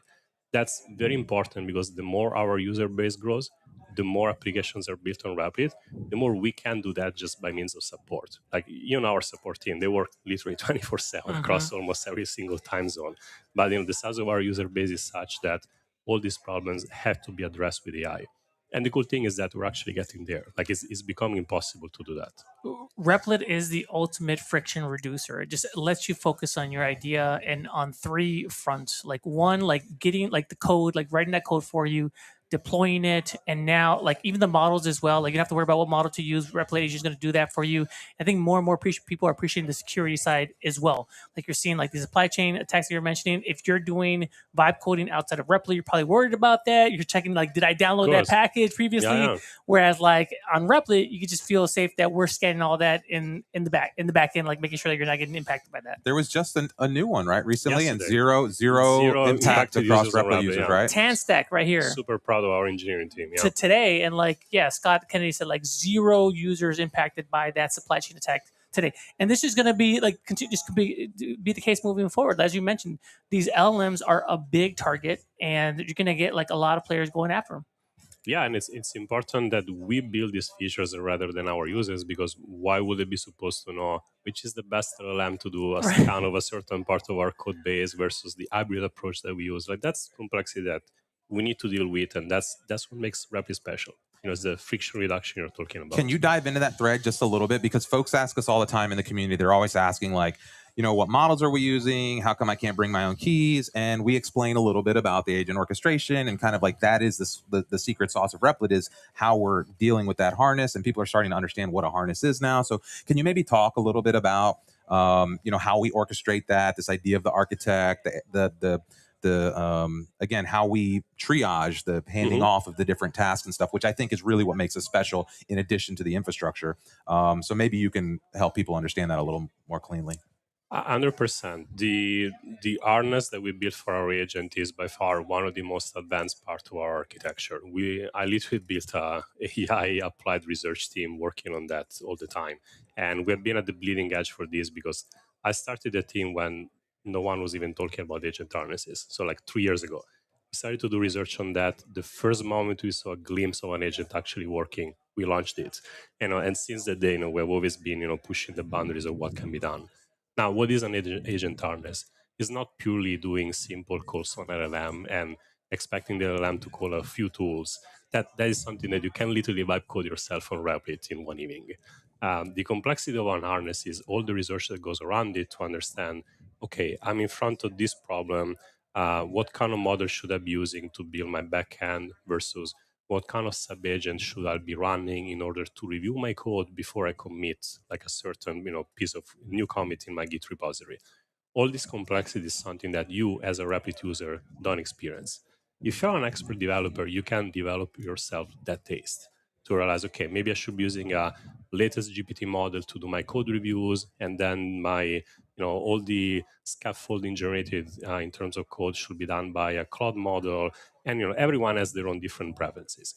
What we spend literally every single day on is benchmarking, evaluating, running A/B tests, with our large user base to understand what is the best combination of all these different options that are in front of us.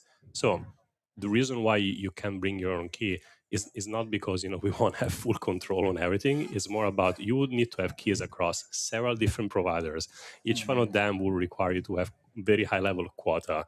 And again, I want us to be a friction reducer. So if you have to do all that work manually yourself, and say one of your keys expires or it gets revoked because there has been something has been hacked, all in a sudden the agent experience will degrade. So that's our job, Let us do our job and come on Replit and build amazing things. That's how we split the responsibilities. Yeah, I think it tends to be a trap for new builders that come into the AI space and they think that they have to figure out all of these different models and test them and see which model from OpenAI they should be using, which model from Anthropic, from Google, Gemini. And I'm always like, that's not your job. Let us worry about that. Yeah. You focus on your idea, telling agent what you want, and let us orchestrate the right agent experience for you to get to that endpoint. Look, if you want to hack with models, I'm the first one to tell you it's fun. Like if you want to play with that, come on Replit, build an app that allows you to hack with models, and it's great. Or there are products out there for expert software engineers.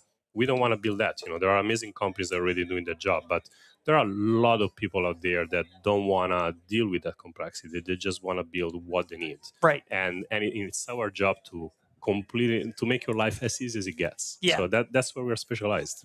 Yeah, we want you to build your prototype fast, get it to market fast, and figure out how to get users, how to get paid on your app. Feel safe when you do it. Even when you deploy it, sure, you could take the application out, go to a cloud provider yourself.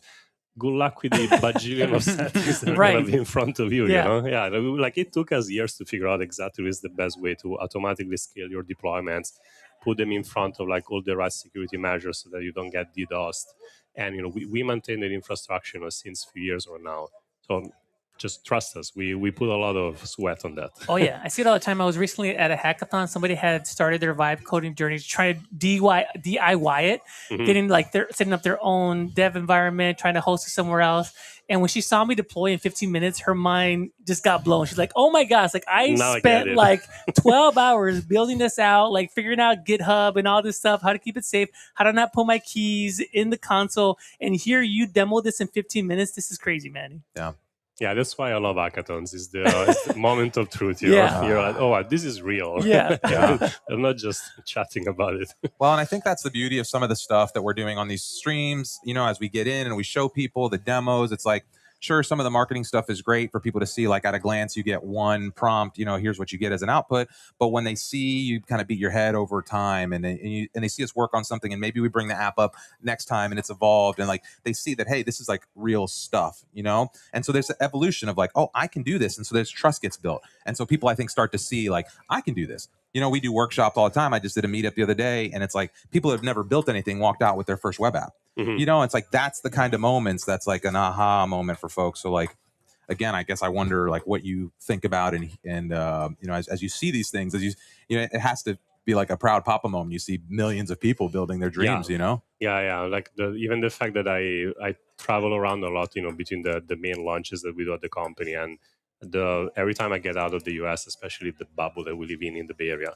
like I get to meet a lot of people around the world that are using the product, and it's fascinating, because I don't think AI has reached the vast majority of the world yet. Yeah. Maybe there is some understanding what chatbots can do, but when you experience something from, say, ChatGPT all the way to Replit, the gap is so wide. It feels like it's a completely new product experience. Yeah. And I think it's easier to imagine what a chatbot is.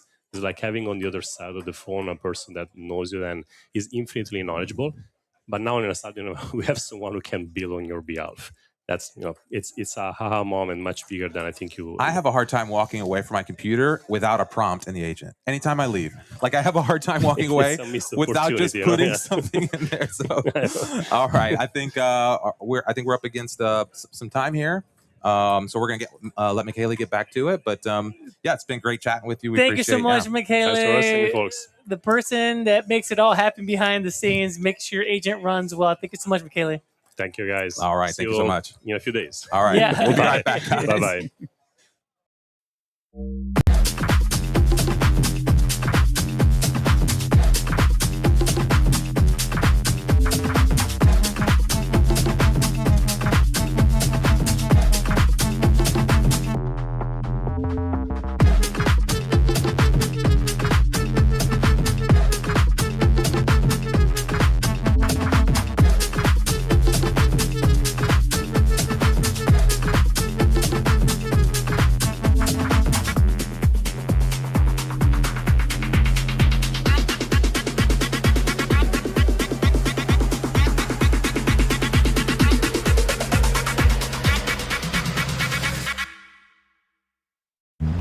Okay, so crazy idea. We're getting tons of international interest. A global rollout would be a huge hit.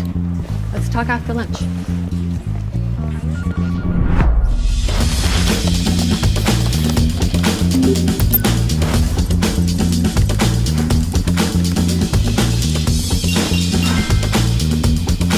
Global rollout. Where do we start? Already done. All right, what's up, everybody? We're just seeing if we can set up our secondary angle, give you a shot of the room that we're hanging out in here. Yeah, swing that thing around. Careful with the cable, but we don't have a whole lot of rope on that. But yeah, swing it around. We're here at the SaaStr Speak Easy. What's up, SaaStr crowd? Say hi, everybody. Hey. What's up? Nobody's paying attention because there's a bar on the other side there. That's what happens with an open bar. What's happening is there's a bar down at the end of the room, so they're staking all the action now that Michele's you guys have a good stage. time right here. Yeah. What's up? Yeah, so this is this is super exciting to get a chance personally to chat with these folks, to get insights from Ghazi and Amjad and Michele. What are you thinking, Manny, as we're like here day one at SaaStr? We our key theme on the streams has been that 2026 is when the vibe coding goes pro. We started seeing inklings of this last year when more and more organizations started bringing vibe coding into the enterprise. And I feel like it's 3x, is 4x. It's like really growing at an exponential rate. And so it's great to see a room packed full of people that are from like very sizable organizations, and their number one top of mind question is, how am I going to leverage AI to make our teams go faster and do more? And two, what does this mean for my business? How is it going to change the value that I'm providing to my customers? And it's so great that Replit is at the center of those conversations. I spoke to someone earlier and said that last year they came and they were very curious about AI. People were talking about it, but there were still question marks leaving the conference. Like, how do I actually implement this within my organization? How do I do this safely? How do I do this securely? How do I do this easily? And she said this year, it's more about like, okay, now I have an idea of what to do. Now I know how to build it in Replit. Now I know some of the prompts and how some of the prototypes I need to go after. Now I feel much more empowered about going back to work and actually getting some of this up and running. Yeah.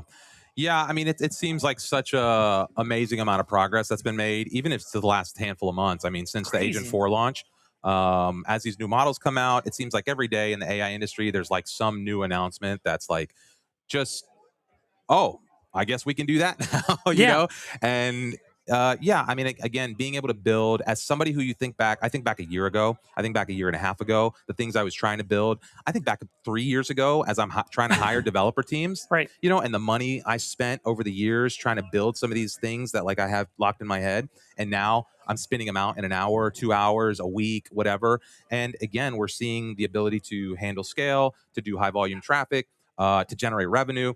To launch the app store, like all these little things again that I just didn't think as a creator that I was going to get access to this stuff in my lifetime. Yeah. And so the energy is just palpable around this. We talk about all the time. And yeah, I don't know, getting a chance to chat with these folks and just be around this type of thing. And I think it's important to note that we're still early. So I'm sure a lot of organizations are going to have questions around how to do this well, how to strike that balance. We talked to Ghazi earlier, like AI definitely is going to change how you go to market and how your sales teams operate. But there is a line where you have too much AI and it feels too automated and it takes away from that experience. But also, like, you want to leverage AI to go fast. And so there's going to be like a lot of question marks in terms of teams, in terms of how to do that well. I thought he gave us a really good example. Like, he says, like, hey, for things like booking an appointment where people want an immediate response and something that's like pretty pretty rudimentary, like that's a great use case for AI. For something like where you're getting an inbound or you're getting like a call from a salesperson and you want a demo and you want to think about how Replit or some AI tool is going to work for your business, that's where you want the more personable side. So I think that the optimization function here is, how do you free up your salespeople's time to provide more of that high touch value that's going to make more of an impact that people care about. People want to talk more to people one-on-one by leveraging AI to automate all these other tasks that your organization has to do. Yeah. Well, and I guess, I mean, part of the experiment right now is like, how do you find the lines if you don't push up against them? Right? Like if you don't try a thing, if you don't, if you're at home and you're like, oh, hey, I can't do that. And you tried something 6 months ago, you tried to build it and you think like, oh, it's not going to happen now. Well, you don't understand that like the progress that's been made in the last 6 months. And that's a big deal, right? And so like sometimes people write things off and they're like, oh, well, when I tried it, it didn't work. But again, I think the pioneers, the people who are doing it right in this space are constantly pushing the limits of what these things can do. They're always kind of tinkering. And so Michele was talking about, and I think Amjad a little bit about the idea of a general agent, and that like, yeah, would you feel comfortable reporting up to an agent, Reimar? I don't. Listen, at a certain extent, we do. At a certain point, like we're building a ton of tools that like are listening in this community. We talk about some of the reporting and things that we get, and some of the tooling that we're building to manage build-a-thon stuff. So like, I don't report to this agent yet, right? But at a certain level, we do listen to the crowd in a way that I don't think many companies before have. Right. Like, and we're getting signals from all sorts of different places that shape what we do. And so like, we're not technically reporting to it yet. I definitely have agents as trusted advisors in different spaces. Correct. For sure. So like, I can see like pretty soon being like, okay, like agents, should I do you authorize this? Yes or no? Well, and I think everyone's kind of obsessed with this idea of an agent, and I try to explain to friends, like, it's just a loop, right? It's like a thing on repeat. And I think, software generally is like a better interface than agents, right? Like most people are not ready to set up autonomous workflows and like, really set something like that free. The good thing about a piece of software is it gives me a UI, it gives me handles on an agent, right? And that's kind of one of the things I really like about working inside of Replit, is that like, I don't just have to have this ethereal agent doing things in the back end. I can build a UI for this thing. I can have it bring me things and put it in a feed for me, or I can like, again, give the agent some handles or some UI. And for me, that becomes like step one to starting a workflow or automating a process. Yeah. I think a lot of people get caught up trying to build these complex workflows and these agents and blah, blah, whatever, versus like just automate one thing or build a little UI to give you one solvable task. And then as you see that, you can build more UI on that. You can add more complexity. And I still think having an interface to explore that, to visualize it, to touch that, is just, people talk about chat being like the ultimate interface. I think most people are leaning towards that, but to me, that's like walking around the world with your hands cuffed behind and only using your voice, like maybe blindfolded and with your ears plugged. Why would you only use your mouth? I think that's a great tip that I think more builders need to hear, Reimar, is this idea of stop over-engineering stuff. The nice thing about AI is that you can build anything. The bad thing about AI is that you can build anything. And we see this in our build-a-thons all the time. We see this with folks new to building with AI. They want to build out the most fanciest thing, and they want to make it super cool and this UI elements and everything. And I think, Reimar, to your point, is be like, hey, just focus on one tangible thing that's going to save you some time and go off of that, hyper focus on that, ship that, and then keep looping on that until you start building up these things that are going to continue to add value for you. Yeah, yeah. I think that's it. You stack complexity, right? Like we talk about this all the time. You can't really start at complex. Like it's very difficult unless you're a big organization. You have lots of engineering talent, lots of skills, lots of things to kind of like, the more complex thing you try to build, the more difficult it comes to like actually get that across the finish line. Whereas what we've seen, especially in like the build-a-thons, the hackathons, the successful folks who are kind of taking their products to market, they almost always start with like a small seed of an idea. They start with some simple concept, like we talked about, they get it in the market, they get those customers, they start getting feedback. And as they iterate, they build into something cool. Right. Yep. And then the complexity comes with real feedback, with real kind of context from a user base, with revenue potentially as like a leading indicator of what they should be working on versus not. Mm-hmm. And again, those are the folks who are really standing out in this space, building real products, real tools, taking things actually to market, rather than the folks who kind of like, we call it productivity porn. Yep. Who get wrapped up building all these complex things that actually don't accomplish anything, but they feel like, hey, I'm building something. Right. And we saw that with like the no-code tools, and lots of people do that with. Again, you can get caught up with that with a lot of these automations, Zapier, Integromat, even Notion. Like you could set up these crazy databases and these intricate workflows, and then you never use it because it's like a million things, and like it doesn't really solve the task. Right. But it looks cool, and you can show your friend and whatever, but like, is it useful? And so I think using that, again, real world inputs and real world metrics for like what success is or what's valuable. And going back to something that you mentioned earlier around sticking with this until you get it right, I think that's a key attribute for people that are going to win in this upcoming AI-powered age, is that you can stay with it enough to get to a really good point. And the poster child for this is Jason Lemkin. Amjad mentioned that Jason started working with AI when Agent 2 came around, and that wasn't the best experience, but did he give up? Nope. He kept hacking at it, and probably wasn't until like Agent 3 where like he started building production-grade applications, and now, he's got like a whole bunch of agents running around. So I think you got to be like Jason, like even if you don't get the best experience right now, right out of the gate, appreciate that this is a massive long-term trend. We're in it for the next 10 years. We're pretty early. And if you're not getting the result that you want right away, keep hacking at it, keep pushing your team to do it, because it's only a matter of time before you're going to be able to unlock that for your company. Yeah, I'm with you.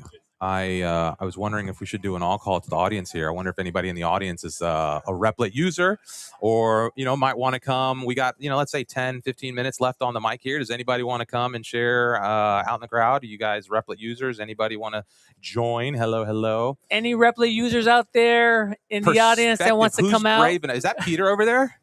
Might bring Peter. Bro, the audience is asking for Peter. Let's go. Come on, Peter. Dude, we got to bring Peter back. Let's go. The audience loves Peter. All right. So for context, when we launched Agent 4, we did a live from headquarters live stream. And we brought on an engineer, for your more technical folks. You're like, oh yeah, for the people that really get in the weeds, Peter is, he's gonna like do well with them. But it turns out that Peter was a favorite with everybody in the chat. You are like the community unsung hero. I don't know why they still ask for you almost every stream. So yeah, what's your secret sauce, man, Peter? Why are you so camera friendly? Oh, I don't know. I mean, I think it's just really exciting to work at a company like Replit, I mean, I come from an academic background where I feel like a lot of my work doesn't really impact the same scale of people that we have here. And seeing people building actual applications, doing actual business, building their business on the ground up, I think it's a very satisfying experience to actually see your code actually benefit them so much. Anybody here have a production app out in Replit deployed? Yes? No? Maybe? Okay. We got a few hands up. Yeah.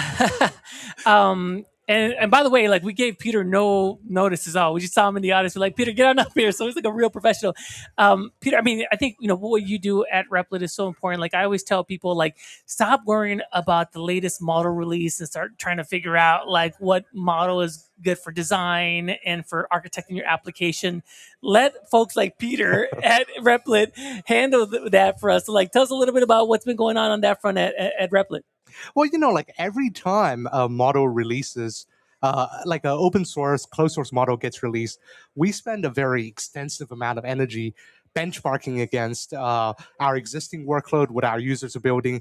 And that sort of experimentation is kind of what's scientifically guiding us to use the best model, not just kind of for intelligence purposes, but also like kind of managing costs, managing quality, so that our users always gets the best experience as opposed to say locked into the most expensive model out there. Right, totally. And I think the misnomer out there is that all models are equally the same at different tasks. Well, when we do benchmarking, we find that certain models are better at design, certain models are better at like huge context windows, and then also like how you orchestrate all of them and have them work together. There's also an art and a craftsmanship to that as well. So that's why I tell folks like, hey, you focus on your idea, you focus on what you want to bring to market, you focus on how to get that idea in front of users and get paid users in the door.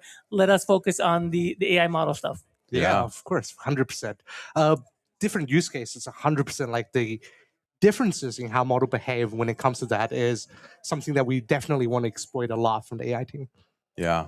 What people want to know, what's the secret sauce? You got to give us the alpha. Pretend like Michele, is not over there, and tell us like what y'all are working on right now.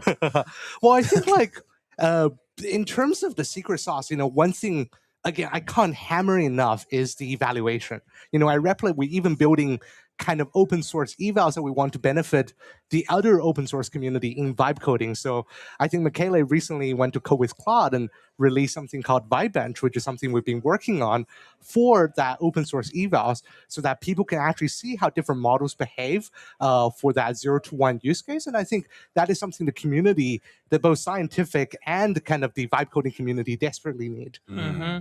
And what I also saw that was really cool is that now we're building out agents within Replit that are purpose built to solve a particular problem, like the security agent, for example. Now, like it acts as your like security analyst on your code base and runs all of that.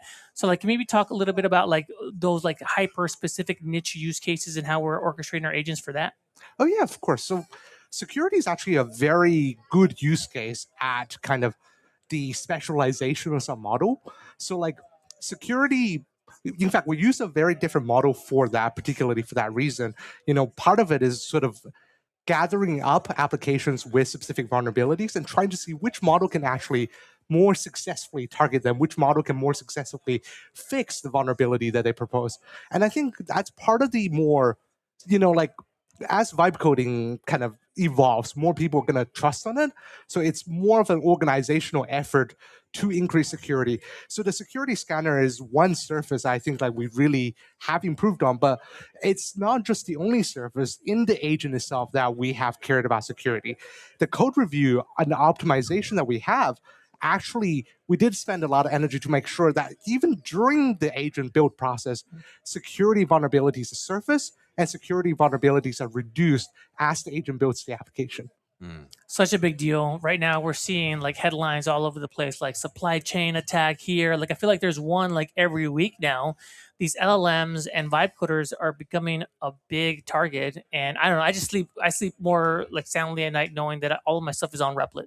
For sure. I think we take your security very, very seriously. And I'm very proud to see like the range of product that we have to kind of target those issues. Right on. How are you keeping up with all the LLM releases? Like, what's your like tactic? Like, are you like, say like OpenAI drops a new model, like how are you like pulling that in and evaluating and thinking about it and how it might use it in an agent? Well, I think at a high level, I think like it's sort of plugging in to all the use cases that we have to try to see kind of how they behave from like a vibe eval perspective, right? Sometimes models can behave unexpectedly, and that's sort of peculiarities, sort of things that you want to watch out for. And of course, outside of that, there's a suite of actual evaluation that you want to run through to try to see scientifically and a numerical score of how they perform, both in terms of cost, quality, and of course, there is a massive human aspect to it. So we do things like A/B testing when we're allowed to do so. We do things like seeing things, but basically we give like our sales team, our partnership team, kind of some designs that the models generate and try to get you guys some opinions to see how actual humans respond to it. Because sometimes, like I've been told I have absolutely zero design sense, whereas a lot of people have much better design senses. So getting that human feedback is actually very important. Michele's asking, why aren't you working? Yeah, that's my boss. How do you use AI? I want to know, like, what's your AI workflow? Like, what are you using AI for? What's your secret, like, weapon? Like, what are you kind of, like, tapping into right now? That's a great question. So I think coding for me, it's still very much like a human-driven process. Like I provide a high-level kind of technical directions, and the AI takes care of like the minutiae of planning it, of actually writing the code.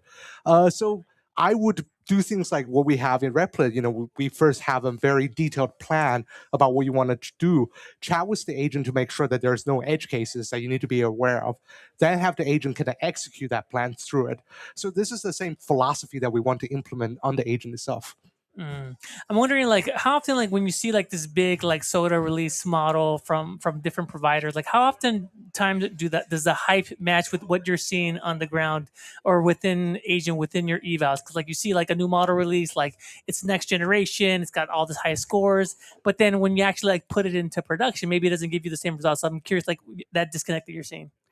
Well, I think like there's always kind of differences between like a evolutionary step and like a kind of a more of a revolutionary step, right? I think most releases we see are kind of smaller steps, but there are truly moments where we do see like, wow, this is a moment that's going to change how a product works. Like when Replit launched design mode, I think that was one of the moments where we say, wow, this model is truly really good at design, and we can able to make that into a product so that our users can actually benefit from it. So I would say it's not always the case that every model is a game changer, but I think like even the smaller evolution does matter. And what's curious too is like sometimes we don't know what's possible with that change. Like for example, design launch, people started doing slides, people started doing animations, and we're like, oh yeah, like it's actually good at that too. Let's roll that out for everybody, slides and animations.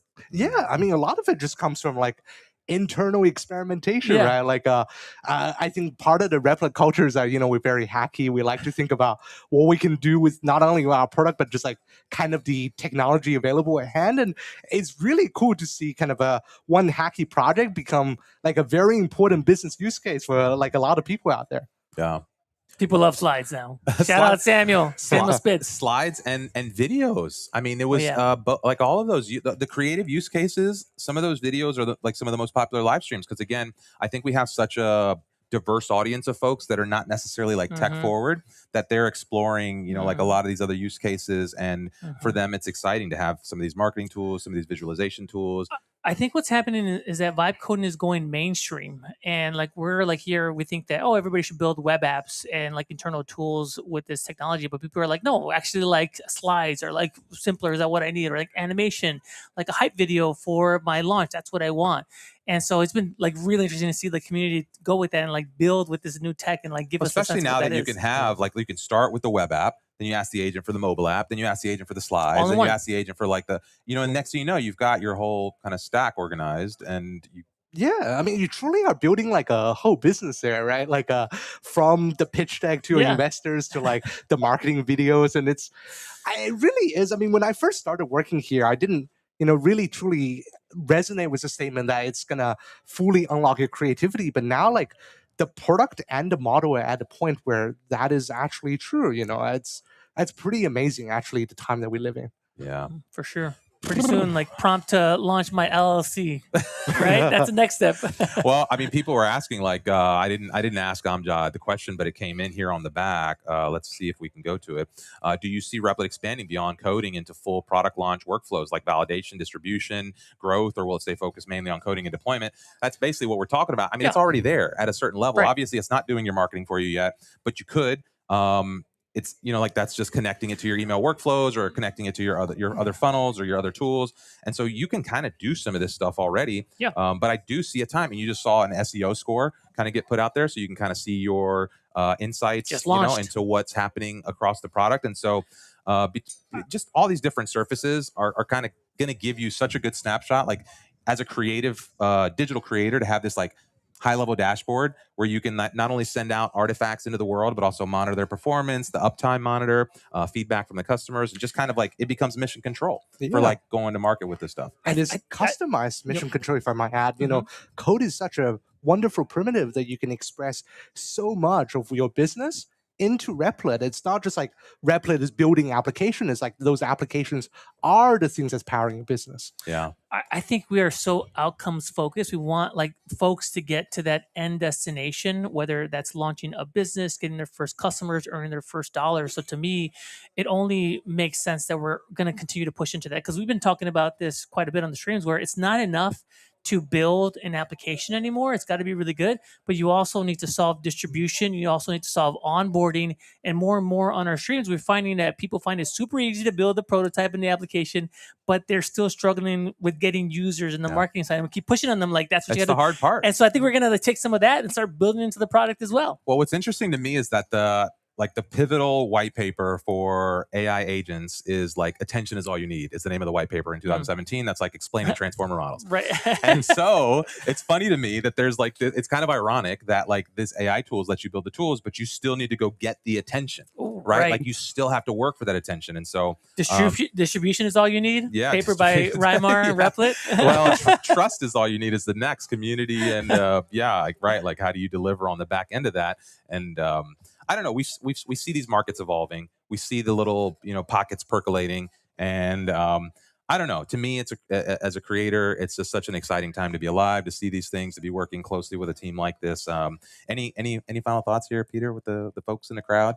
Oh no, I mean it's this event is really truly amazing. Again, I just want to reiterate what I said when I first came here. The business owners who actually are building with Replit, the full scale kind of integrations that they have, again, like it makes me as a developer very proud to see that. Yeah.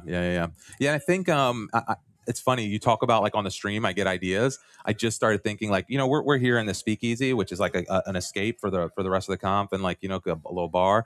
But I'm thinking, bro, they got good internet in other places. Like we could put this thing out at the other booth. Yeah, we could like. Tomorrow, I think we're gonna get a little creative. Now that we got show our you feet around, now that we got our feet under us with the stream and the tech set up, and we're pretty confident with what we got set up here. I think maybe we experiment a little. We could set up a little tripod with your camera or my camera out in the field somewhere, like send you around on the cell phone or something. What do you like think, that. chat?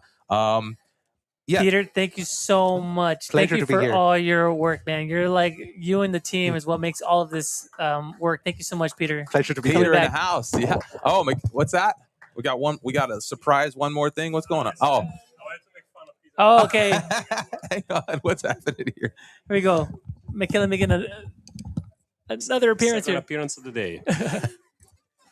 I just here to tell Peter that he has to go back to work. That's be the next version of the agent.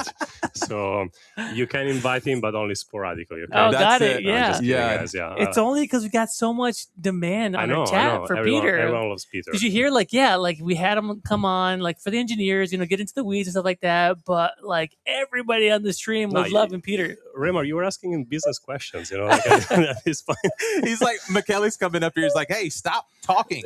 That's not approved for press. I know. It's fine. He's gonna run the company out of pilot, and I'm gonna finally take some time off. We're working on Agent 5. Get Peter back to the home base. Exactly. Now we go back to the office, all of us. No, not you guys. You have more streaming to do. Yeah. All right. Thanks for hosting us. Yeah. Thank you for making all this possible for everyone out in the crowd and all of us here. And I think we're winding down for the first day of stream. We're gonna go out and enjoy the rest of the conference a little bit today. Manny and I will be back tomorrow at 12 p.m. Pacific 12 time. o'clock. Yeah.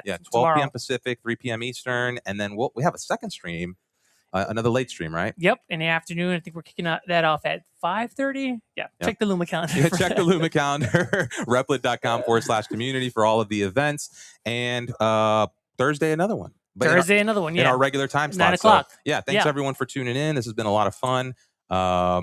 Tune in tomorrow. We'll get creative with the streams, and excited for whatever comes next here. This is, and we're gonna have Michele be a regular now. That's it. Make it join us for the rest of the streams. Either these or rebuild the product. Oh, so now we gotta get back to home base it. Listen, we gotta change. You guys want Agent 5, or you want more great content with Michele? He doesn't know this yet, but we're gonna lock him down for like a regular slot or something. Peter? No way. No, Michele. No. No. It's the only thing Peter, I cannot grant. Okay? Got it. Denied here live. All right. Thanks for tuning in, everyone. That's all we got for today. And we'll catch you tomorrow. See ya. Bye, everyone. Bye-bye. Catch us at VibeCon. Let's do it.